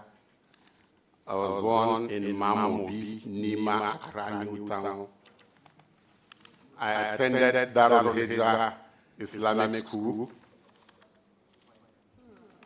from my primary school, I proceeded to Newtown, Bethel, 3 JHS, where we normally call it Agbi School in Accra, Newtown. The majority chief, that's his area where he was brought up. From Accra, Newtown, I proceeded to Accra High Senior Secondary School. From Accra High, I was fortunate to attend Institute of Professional Studies, now University of Professional Studies, and I am happy sitting before this August House to have my Vice Chancellor, Professor Kokuma Mensamato, sitting behind me. From IPS, now UPS, I had the opportunity to further my education in Scotland about 15 years ago, specifically Dundee, where I had my master's in MBA in oil and gas management. From there, I came back home, did some small consultancy. Then, with regards to education, by the grace of God, I was able to do another master's where I had obtained my MPhil in development finance from JIMPA. Then subsequently, I did another master's where I obtained MSc in energy economics. So with this, by the grace of God, 2016, the good people of Iowa North voted for me, and in 2017 I came to Parliament. This is my third term in Parliament, serving the good people of Iowa North. Mr. Chairman, I'm happily married to Hajj Farida, who is also seated right behind me. Mr. Chairman, we are blessed with 4 kids, 3 girls, 1 boy, and Mr. Chairman, my parents are both late. May their souls rest in perfect peace. Thank you. Follow up. How can you be born in Nima, Mamobi, and Newtown? You alone. How did it happen?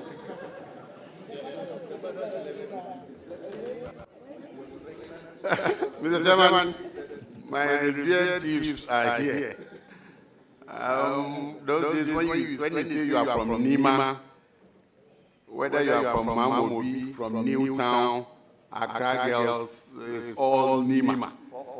441, former a native of the community. Exactly, to the extent that, Mr. Chairman, with your permission, as a member of the Finance Committee of this House, when Gary was being brought, Gary project was being brought, and we were trying to approve it, I didn't see Mamobi, I didn't see Accra Newtown. I was trying to make a case, and then the minister and the coordinator of that project, oh, there's Nima. So I was trying to let them know that, yes, we know Nima encompasses all, but at least we need to go further. We have Mamobi, we have Accra Newtown. As Chief Whip said, we have 441, and we have Lagos Town, where he grew up. So, Mr. Chairman, if I say Mamobi, Accra Newtown, Nima, I mean Nima, the whole community. The greater Nima, exactly, the greater Nima. Thank you, Mr. Chairman. Thank you for the elaborate. We'll do 2 things. We'll do creative arts, and then we'll do tourism itself. So let's look at creative art fund. Are you aware of it? Yes, Mr. Chairman. Courtesy my Honorable Minister, Honorable Mamaga, I am aware of it through her. What are the issues with it, and what would you suggest? You would suggest your minister. If I got my briefing right from my Honorable Minister, in 2020, this Honorable House passed a law into an act called Creative Industry Act 1048, Act 2020. In that law, there's a provision that said there's a need to establish a creative art fund. Fast forward, per my briefing, unfortunately, this fund is yet to be established. And what I'm aware of is that my Honorable Minister, who is seated right by my side, she is putting the necessary process together to ensure that this fund is established. This fund, when established, will go a long way to almost solve the problem of the creative arts industry. Thank you. Chairman, follow up on this. Chairman, you would agree with me that since 2017 to date, others who made more than 30 pieces of legislation, and most of them do not have allies when with them. Would you suggest to your minister that the ally will operationalize the law itself, and that is where you can make provision for the fund and how it should be worked out? Would you suggest? I take it that the minister is not here. Would you make that suggestion to her? Mr. Chairman, thank you, and thank you for the dedication. I'm not a lawyer, and I don't intend to do one. That is the right thing to be done. And in fact, that is exactly what my minister is doing. Trying, I'm told there's a draft regulations which was approved by cabinet. I'm not sure of it. My minister gave me the briefing, but I can't quite remember. Which was approved by cabinet. I think it's with the AG, trying to just fine-tune it and then present it to this August House for approval. And I think when that is done, as you said, then the establishment of the fund can then follow. Thank you. Thank you, Chairman. Let's do tourism now. Mole, my mother was here a few weeks ago, and she assured this house that Mole, in fact, Mole is comparable to most of the tourist sites we have in Uganda, in Kenya, and most of East Africa. And so, but unfortunately, I mean, Mole is completely underfunded. And if we actually put in some resources in Mole, we will attract the numbers that you mentioned, the US, Great Britain, and Nigeria. I'm sure you have many other countries surpassing them. Mamaga assured us that she would look into Mole and put in some investments in Mole to attract the needed tourism. I take it that she's not here. Would you want to tell us how you would pick it up with her? And thank you very much, Mr. Chairman. I think earlier on when my sister Hajj, Honorable Hajj Ladi, asked a question about developing some tourist sites in the Upper East, I made mention that the minister, my minister, had even kickstarted some renovation and development of some sites to the extent that she has even commissioned some R&D to try to unearth some potential tourist sites and facilities. Mole, to be frank with you, at a point in time, Mole and Kakum, we were trying to get them, or the government, or the Ministry of Tourism, or let me say the government of Ghana, was trying to get Mole Park and Kakum Park listed on the World Heritage Sites under UNESCO. We were not successful, simply because of lack of this distance. My minister has asked the chief director to kickstart the process to be able to be successful or to be successful. Then it means this renovation that you're talking about will have to come in. Thankfully, my minister is here. She's headed it. And as part of the process to be able to get Mole and Kakum Park listed on the World Heritage Site, definitely renovation will have to come in. Thank you. My last one. My third question will have to do with tourism when we take it to another level. Its contribution to GDP is going to be really huge. Can you give us a fair idea what the current situation is, the contribution of tourism to GDP, and how you intend to help your minister to lift that up? Thank you, Mr. Chairman. Mr. Chairman, let me borrow this. It's a popular phrase, but yesterday my minister mentioned it, so I'm trying to borrow it from her. To whom much is given, much is expected. Yesterday I was with her somewhere and she mentioned it. It is true. Mr. Speaker, if this House and Ghanaians will care to know, as at the year 2023, the tourism industry was the largest contributor, the third largest contributor to our Ghana's GDP.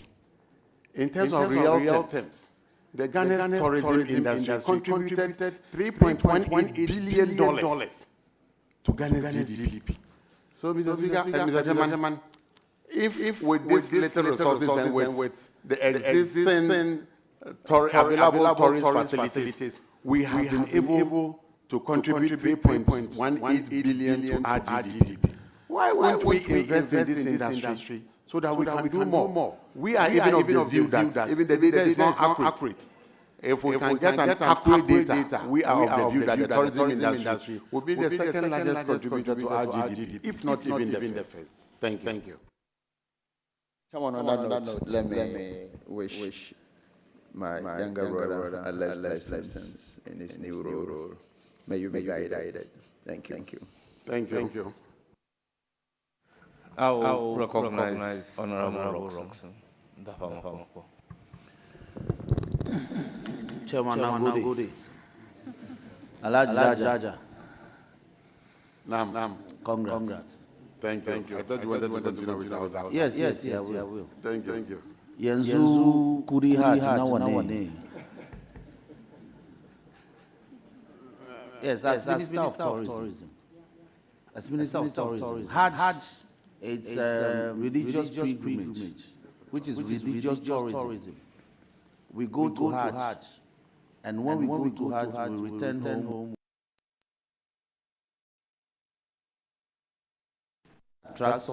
That has some multiplier effects on the economy.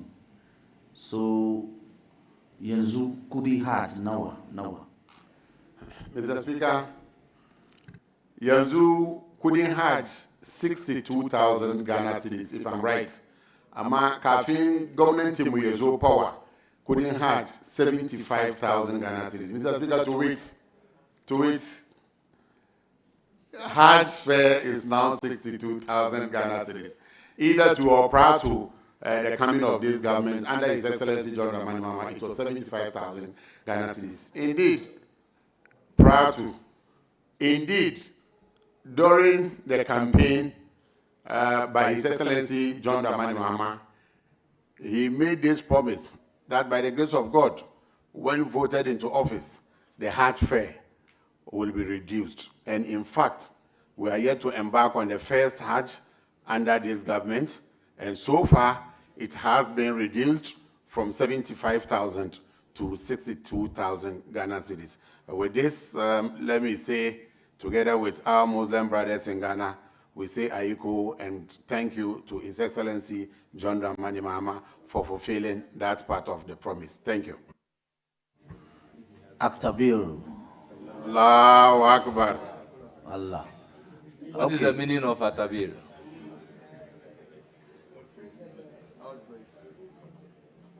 Praise be to God. Praise be to Allah, actually. So the response, let it be in English for the record. God is great, yes. God is great. Allahu Akbar. Allah is great. Okay.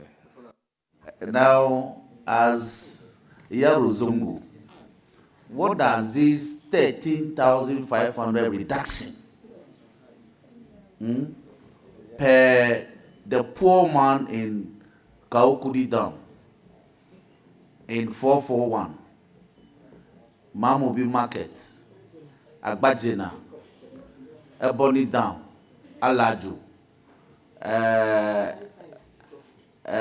55, Nima,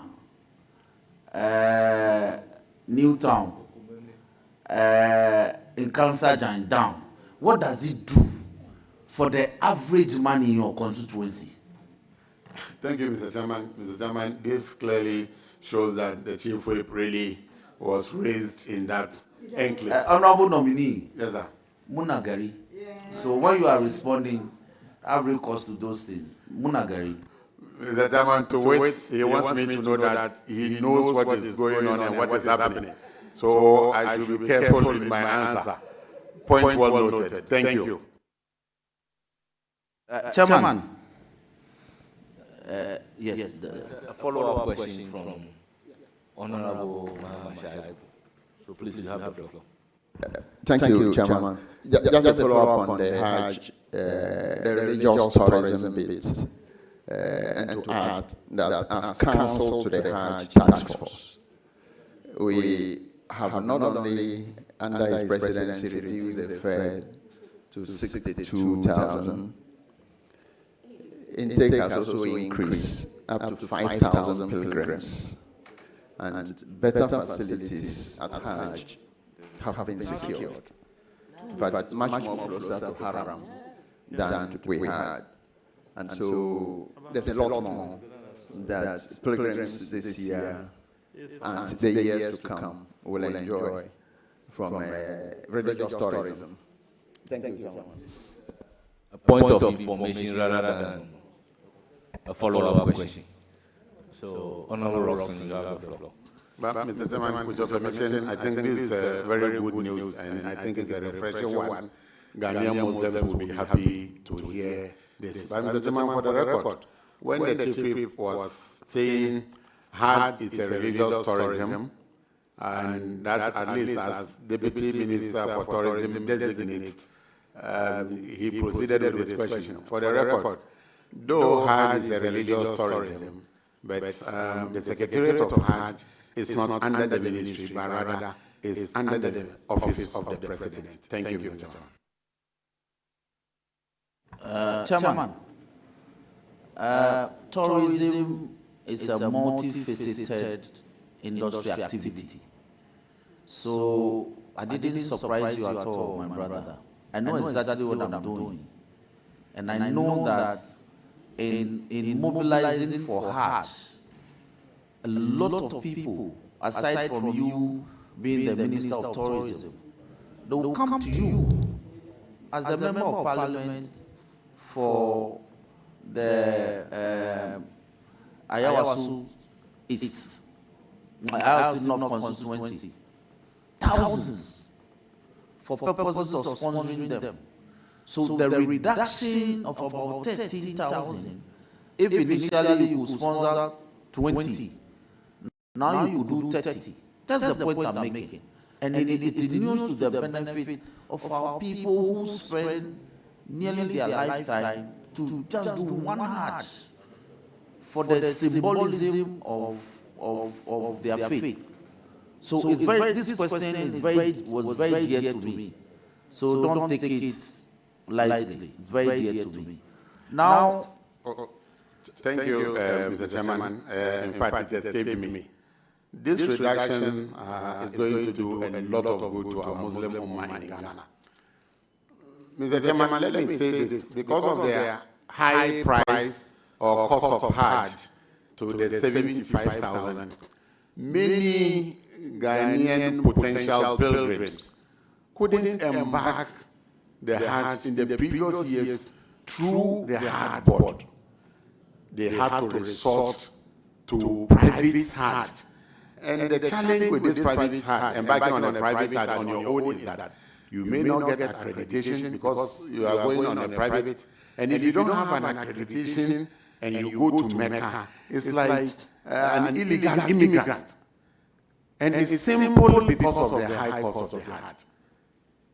And also as a result of the high cost of that Hajj fare, a lot of Ghanaians couldn't use the appropriate channel, the Hajj board, to embark on it. As a result, the number came down. So that is why my senior uncle said that the number this time around is going to be increased. So with this reduction, all those who have been using the unapproved routes as illegal immigrants will no longer use those routes, but rather will come and use the appropriate channel. And that is also going to help the country as a whole. Thank you. Chairman, thank you. Very good enough. Now, what steps will you take to improve the Salaga slave market, such an important historical center in terms of our heritage tourism, especially in respect of the fact that soon We are going to celebrate a lot of festivals regarding the Salaga slave market. I hope that the MP is here who supports. I will be listening to this. So my question is, what will you do with the help of your boss to help the attraction facilities that the Salaga slave market is already in existence, but to attract tourists so it can generate revenue by way of visitors visiting, spending money in the local economy? What would you do to improve visitor numbers? Thank you very much, Mr. Chairman. Mr. Chairman, the briefing I got from my Honorable Minister, and she's already told me she's talking to UNESCO. Already, the Salaga slave market benefited some renovations some years back under the previous government.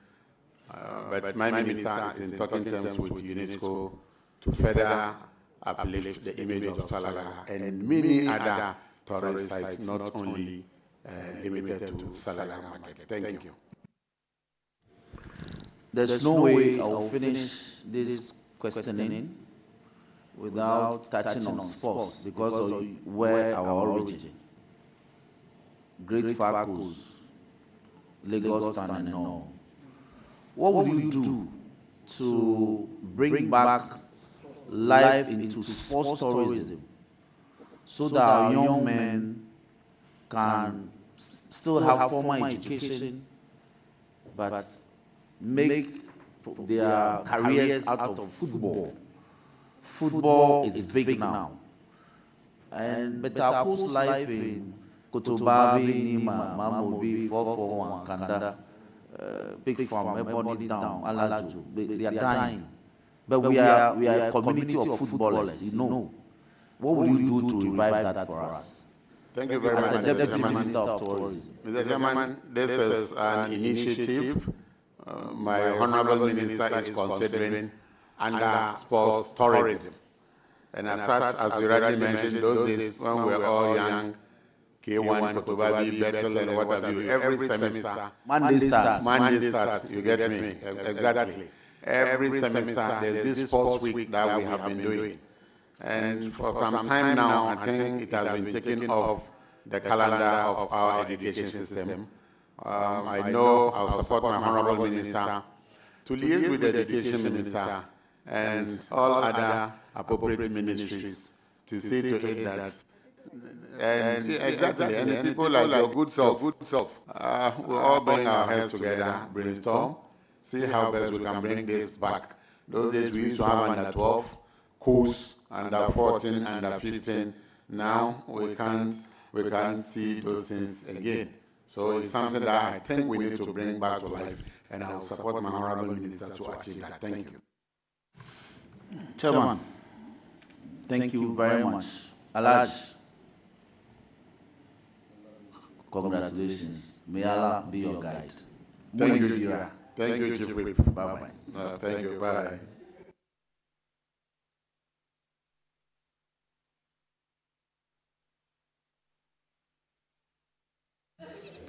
Thank you very much.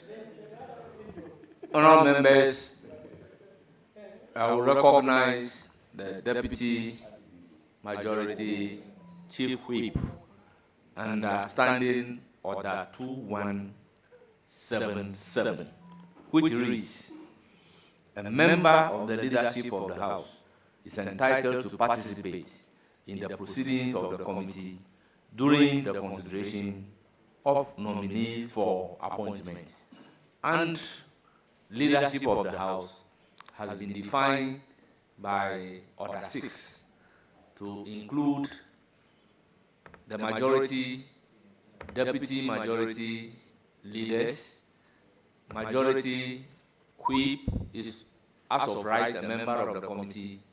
The two deputies are also leaders. The same applies to the minority. So in that vein, I'm recognizing Honorable Comfort Doyo Ganza to ask you a question. Honorable, you have the floor. Thank you, Chairman. Nominee, congratulations. Thank you, Leader. Yeah. When it comes to tourism, you can't take away Greater Accra. Greater Accra as a whole is a tourist area. When you start from Adan, Sege, Nungo Pamplam, Tema, Nungwa, Teshin, all those areas are tourist area. But it's like we are not developing those areas when it comes to tourist attraction, especially Tema, where we have Meridian Hotel. When we were young, when you mention Meridian Hotel, it's a place everybody loves to go and even see what is there. Now it's like we don't think about these tourist attractions in Greater Accra at all. When you come to Ada is a beautiful place by nature. God created Ada on its own way, and you can't compare Ada to any other place in the world. But we don't focus there. So the Greater Accra tourism is like collapsing in a way. And you are a member of Parliament of Greater Accra. And when it comes to any other person in Greater Accra, once you are over 5 years in Greater Accra, you are naturalized. So you are a Ghana by disguise. So you are even born here. So what plans will you team up with your minister to make sure you bring Greater Accra on board, especially Ada, where we have beautiful hotels like Aqua Safari, this Treasure Island, Peace Holiday, and other places. Even the salt in Ada, people would love to go and look at how nature works.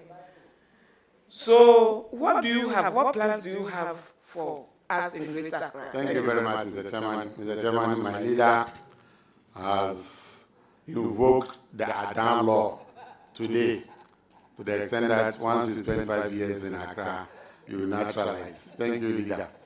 And leader, Mr. Chairman, you will be surprised to know that these tourists, when they come to Ghana, most of the places they visit are Kwame Nkrumah Museum, National Museum, Kakon Park, Kumasi Zoo, Cape Coast Castle, and Eburi Botanical.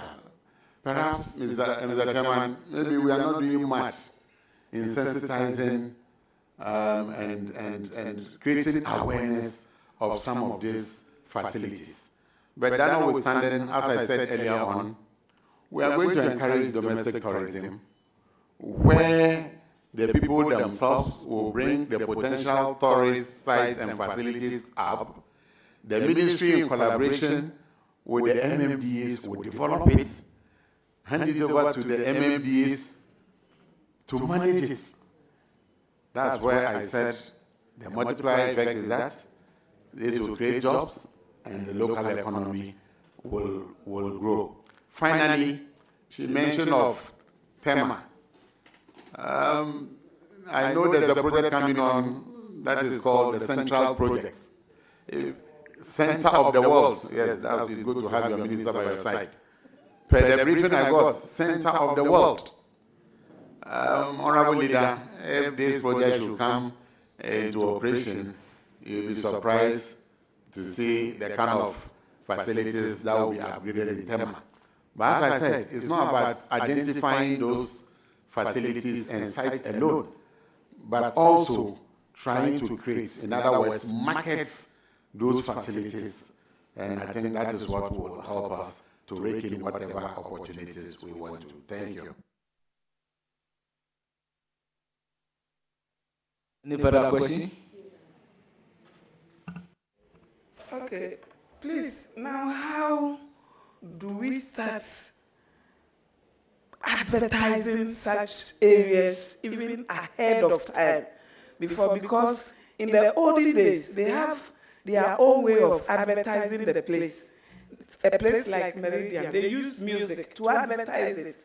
Woya Meridian yetema, nkaboya jo, nkaboya nu, nkaboya ye. So we can start encouraging our musicians to use such places and other places that are dying up to advertise the place. So use your good office. Then at the seaside, how to clean those places so that people can go, holidays, they go and sleep there and relax and do so many activities there. Now, yeah, so many activities there. So please, Greater Accra is crying. Greater Accra is really crying. And we need those things back so that you use the music and other places. Wulomo, they are still there. And if you give them the opportunity and give them that, this thing, they will use such places for all different music to advertise the place and will get the resources to support it. Thank you. Thank you. But Honorable Nominee, let's take it as a contribution rather than a question. So it's a contribution. Thank you, Mr. Yes, Chairman. I will proceed to give the floor to Honorable Kwaku Ruketega.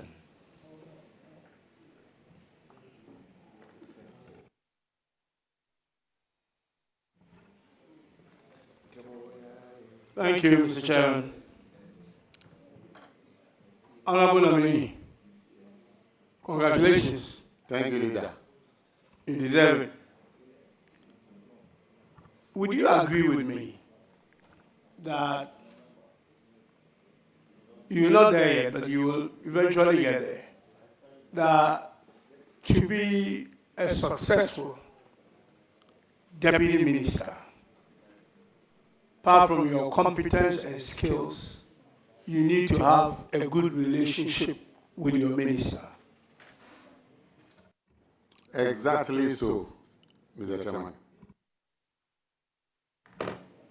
Your minister, I will pretend she's not here, is one of the nicest people to really build a good relationship with. You are a lucky deputy minister. And I know what I was encouraged by or happy to hear is that whatever you say, you refer to your minister as having either had a discussion with her or, thereabout, which is a sign that you have already started building that good relationship with your minister. And that will be a key to your success. Now, I come from a tourism destination, and that is Cape Coast. Castles and forts, the catacombs that you mentioned earlier. That's where they said. For me, it goes beyond awareness, which you did mention, that we need to have more awareness, and hopefully that will drive people there.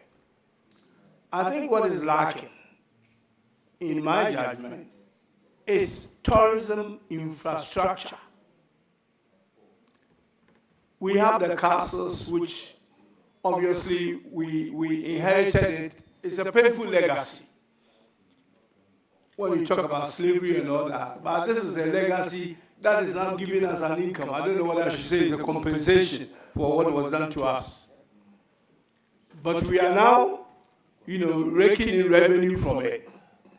We have the CACUM and other things. But what we don't have, and the infrastructure I'm talking about, is to do with a decent hotel or an accommodation in these areas throughout the country when you visit, to spend the night. Because for you to be able to get money from tourism, you must be able to keep the tourists in your place for a certain amount of time. But when they can't get a place to sleep or a decent restaurant to eat food from, then you are not going to keep them and get whatever dollar they bring. You're not going to get a percentage that you would have otherwise if you have that. Now, the hotels these tourists are looking to sleep in are not five-star hotels. They are not looking for modern, five-star, four-star hotels, because they have come for an experience. And they want to experience, from the hotels as well. That's why if you go to a number of parks in the southern of Africa, you realize that the hotels are built in a way like how our villages are. But they actually have modern facilities when you go in there. And that is what is lacking in our part of the world. I know your minister, who's been a deputy minister as well in the area, knows a lot about this. And I know that she's going to work hard to make sure that, these things are provided.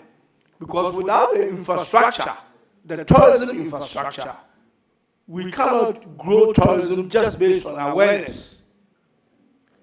And I'm appealing to the people of Central Region that since we're a tourism destination, and I can extend the appeal to other parts of the country that also do well in tourism, to work with your minister to make sure that we begin to provide tourism infrastructure. I know that because of the economic condition we are in now, money will become difficult to be able to put up this infrastructure. But I'm suggesting that the likes of the castles, that generates a lot of money. I know it will become a policy issue, and that will be your minister's responsibility. To be able to use some of the revenues that are coming from the likes of the castles to begin to construct the infrastructures that I'm talking about. It may take a while, but eventually we'll have it. So that it will be a complete package. That if I'm going to sleep, if I'm going to see Cape Coast Castle, I can spend, and the Kakum and all that, I can spend at least 2 or 3 days in Cape Coast to have a full feel of the tourism that the Central Region provides. So, since you are building a good relationship, I will want you to promise me that this is one of the areas. I've got your minister to promise you already. I just want your promise that I have the complete package. That we will do these things. I'm looking for Ghana. We will do these things to make Ghana a great tourism destination that can compete with the places that we call the Kenyas and the Zimbabwe's that are some of the Africa's top tourism destinations. Thank you very much, Mr. Chairman. Thank you, Mr. Chairman.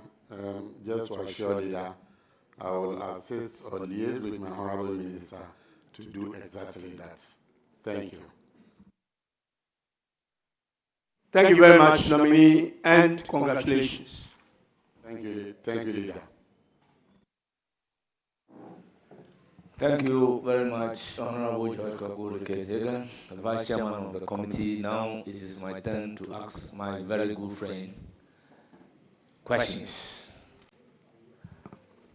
Honorable Yusuf Jaja, now your lawyer will be asking you questions. Are you prepared to provide answers to those questions from your lawyer? Mr. Chairman, yes. The way you have reluctantly said yes, I will proceed to acknowledge our revered guests, opinion leaders, and chiefs seated behind you to give you moral support. First on my list is Hajia Farida Jaja, spouse of the nominee. Then we have Imam Nuhu Jaja, Ayawaso North Municipal Imam. We have Namba Sigri, Secretary, National Council of Zongo Chiefs. Then we have Chief Zakaria Sofo, President, National Butchers Association. We also have Chief Hassan Hussein, Chairman, Ayawaso Council of Zongo Chiefs. We have Chief Mustafa Idris, Chief of Chamba or Chamba Community. Chief of Chamba Community. Then we have Chief Sola Mahmoud Sofo, Chief of Hausa Community, Ayawaso North. Then we have Rosemond Aku Saka, Principal Elder, Ni Nmai Saka. We have Chief Sola Mahmoud Sofo, Chief of Hausa, Ayawaso North. Then Chief Isaka Abdul Mumin, member of Ayawaso Council of Zongo Chiefs. Professor Kwaku Mensa Mauto, Vice Chancellor, University of Professional Studies. Mr. Otu, Chief Director, Ministry of Tourism, Culture and Creative Arts. Alhaji Manaf Walker, Chairman, Ayawaso North Constituency. We have Malam Fofana, Opinion Leader. Alhaji Guza King Faisal. Chief Yusuf Madingo, member of Ayawaso Council of Zongo Chiefs. We have Alhaji Ibrahim Jaja, brother of the nominee. We have Hajia Amina Naza Ture. Is that the wife of Honorable Ture Naza, my very good friend? I also recognize Honorable Ture Naza. Mrs. Josephine Jinapo, Mrs. Mary Thomas Amping, the wife of the Deputy Minister-designate for Finance. Hajia Fatih Global, Zongo Kokos, Asafoche Oleji. We have Samuel Akwe Saka, then Sheikh Malam Zakaria Ado, and Dr. Sheikh Yaya. We have Deputy Regional Women Organizer, Evelyn Jekete. You are most welcome. Honorable Minister-designate, you hear from the committee, you are hereby discharged.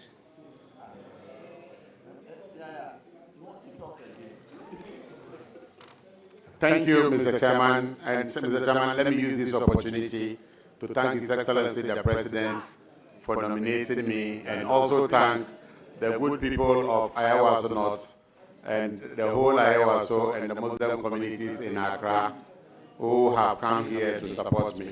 I'm really grateful. Thank you, and God bless us all. Bye. Yes, my attention has been drawn to the fact that Haji Apoya is also here. Constituency Women Organizer. You are all welcome. Members of the committee and the media, please wait. We are taking decision on the nominees vetted for today.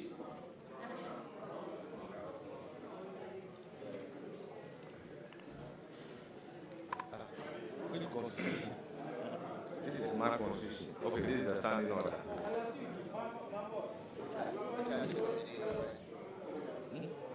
I think 268. Look at it. 268. No. Order 268.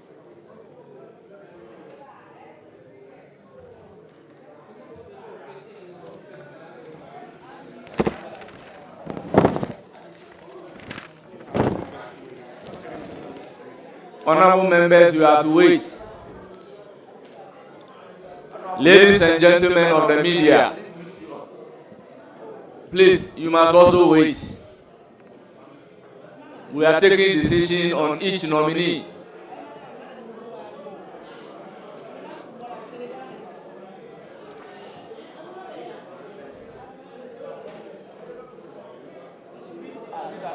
you have a vote. Yes. As a leader, yes. No, she doesn't have a vote. She doesn't have a vote.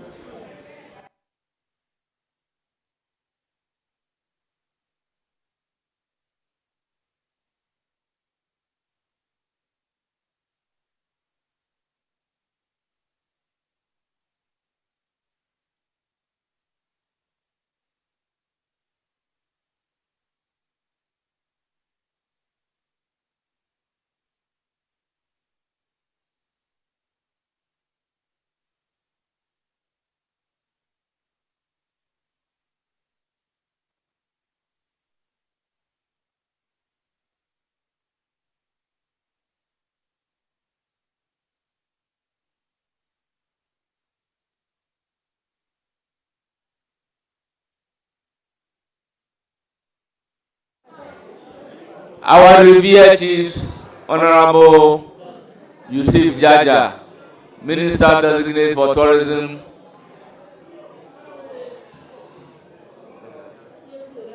please,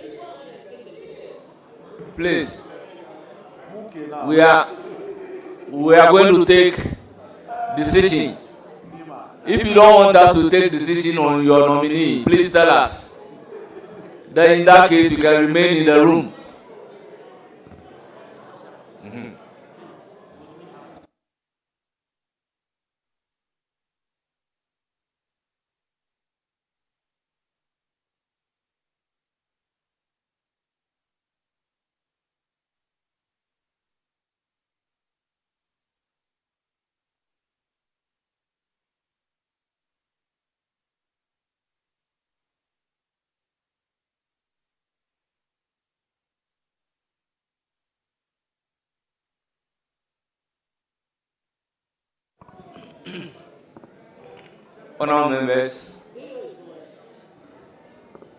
Honorable members, congratulations. I think the day has ended well. We have vetted the 4 deputy ministers designates, and at this stage, the committee will have to take decision on each of them. Now let me buttress the point that under Article 102 of the Constitution of the Republic of Ghana, we need one-third to be able to form quorum to transact business of Parliament as well as the business of the committee. The committee, by Standing Order 2171, is made up of 11 members, out of which 7 of us have been here throughout. So, at the point that our colleagues in the minority left us, we have quorum to be able to transact business within the meaning of Article 102 of the Constitution of the Republic of Ghana. Now we've gotten to a stage where we will take a decision. The decision of Parliament and a committee for that matter is governed by Article 104 of the 1992 Constitution of the Republic of Ghana. And by that provision, a committee made up of 11 should have more than 50% to be able to take decision. Parliament needs more than 50% of members to take decision. And since the committee is made up of 11 members, 50% of 11, by my calculation and your calculation, is 5.5. But because we don't have half human being, it is 6. And now that we are 7 in number, we satisfy the constitutional requirement under Article 104 of the Constitution of the Republic of Ghana to take decision.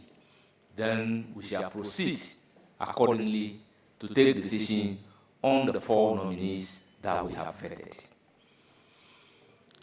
The first nominee is Alasan Shaibu Soyini. Deputy Minister, Ministry of Roads and Highways. I will proceed to give the floor to Akurugu and ask whether you are voting for or against the nominee. Honorable Chair, thank you. I am voting for the nominee. Thank you. Honorable Alassane Umar. I'm voting for the honorable nominee. All. Honorable Hajj Ladi Ayamba. I'm voting for the nominee. Honorable Muhammad Shaibu. Voting for the nominee. Honorable Roxanne Nelson Kwame Eche Dapamako. Voting for the nominee. Chairman, my vote is for the nominee. Honorable George Kweku Rikete. Voting for the nominee, Chairman. Honorable members. Chairman, for the avoidance of doubt, I vote that the nominee be recommended for approval. Well, honorable members, voting yes for the nominee or voting aye for the nominee means that you are recommending the nominee for approval. And the no voting is that you are not recommending the nominee for approval. Because within the meaning of Standing Order 217, at the end of the deliberation, the committee must take decision whether to recommend or not to recommend. And that is the stage in which we are now. So I take it that the committee is unanimously voting for the approval of Honorable Alassane Saibu Sohini as Deputy Minister-designate for Ministry of Roads and Highways. Then we move to the second Minister-designate in the person of Justice Sramsai, Deputy Minister, Ministry of Justice and Attorney General. And I will again proceed to give the floor to Honorable Member for Domi Kwabenya, Honorable Aliplim Akurugu. Mr. Chair, I vote for the nominee. Honorable Umar. I'm voting for the nominee. Honorable Hajj Aladi. I'm voting for the nominee. Honorable Shaibu Muhammad. I vote yes for the nominee. Honorable Roxanne Dapamako. Chairman, my vote is for the nominee. Honorable George Kweku Rikete. Voting yes for the nominee, Mr. Chairman. Honorable members, this committee has unanimously voted for recommendation for approval by the House. Minister-designate for Ministry of Justice and Attorney General in the person of Justice Sramsai. Honorable members, I will move to the third nominee vetted for today, Yusuf Suleimana, MP, Deputy Minister, Ministry of Lands and Natural Resources. Again, giving the floor to Honorable Aliplim Akurugu. I vote for the nominee. Honorable Alassane Umar. I'm voting yes for the nominee. Honorable Hajj Aladi. I'm voting yes for the nominee. Honorable Shaibu Muhammad.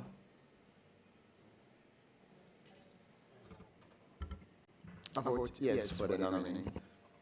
Honorable Roxanne Nelson Kwame Eche Dapamako. Chairman, my vote is for the nominee. Honorable George Kweku Rikete. Voting for the nominee, Mr. Chairman. Honorable members, at the end of the vote cast, this committee recommend to the House unanimously for consideration of Honorable Yusuf Suleimana Member of Parliament and Deputy Minister-designate for Ministry of Lands and Natural Resources. Honorable members, the last nominee vetted for today is in the person of Honorable Yusuf Isaka Jaja, Member of Parliament and Deputy Minister-designate for Ministry of Tourism, Culture and Creative Arts. I will again give the floor to Honorable Eliklim Makoto. My vote is for the nominee. Honorable Alasanuma. Voting yes for the nominee. Honorable Hajj. My vote is for the nominee. Honorable Mama Shaibu. Chairman, yes for the nominee. Honorable Roxanne Nelson. Chairman, respectfully, I vote for the nominee. Honorable George Kwaku Ricket Hagan. Yes for the nominee, Chairman. Thank you very much, honorable members. This committee have voted unanimously for a recommendation for the approval of Honorable Yusuf Isaka Jaja, Member of Parliament and Deputy Minister-designate for Ministry of Tourism, Culture and Creative Arts. Honorable members, I thank you very much for your voting. This committee, as properly constituted, has voted unanimously for recommendation to the entire House for approval of the nomination of Honorable Alhassan Saibu Sohini as Deputy Minister for Ministry of Roads and Highways, Honorable Justice Ramsai, Deputy Minister, Ministry of Justice and Attorney General, Yusuf Suleimana, Deputy Minister, Ministry of Lands and Natural Resources, and Yusuf Isaka Jaja, Member of Parliament, Deputy Minister, Ministry of Tourism, Culture and Creative Arts. I will therefore task the clerk of the committee to capture the sense of the committee as depicted by the votes. Honorable members, thank you very much. The committee will accordingly adjourn its sitting to Friday, the 28th day of February 2025 for the consideration of the following. Honorable Ritana Odole Soa, Member of Parliament, Deputy Minister-designate, Ministry of Local Government, Chieftaincy and Religious Affairs. Honorable Gisela Akushika Tete Agbotui, MP, Deputy Minister, Ministry of Works and Housing and Water Resources. Honorable Ernest Broja Jemfi, Deputy Minister, Ministry of Defense. Honorable members, thank you for the day. The meeting accordingly adjourned.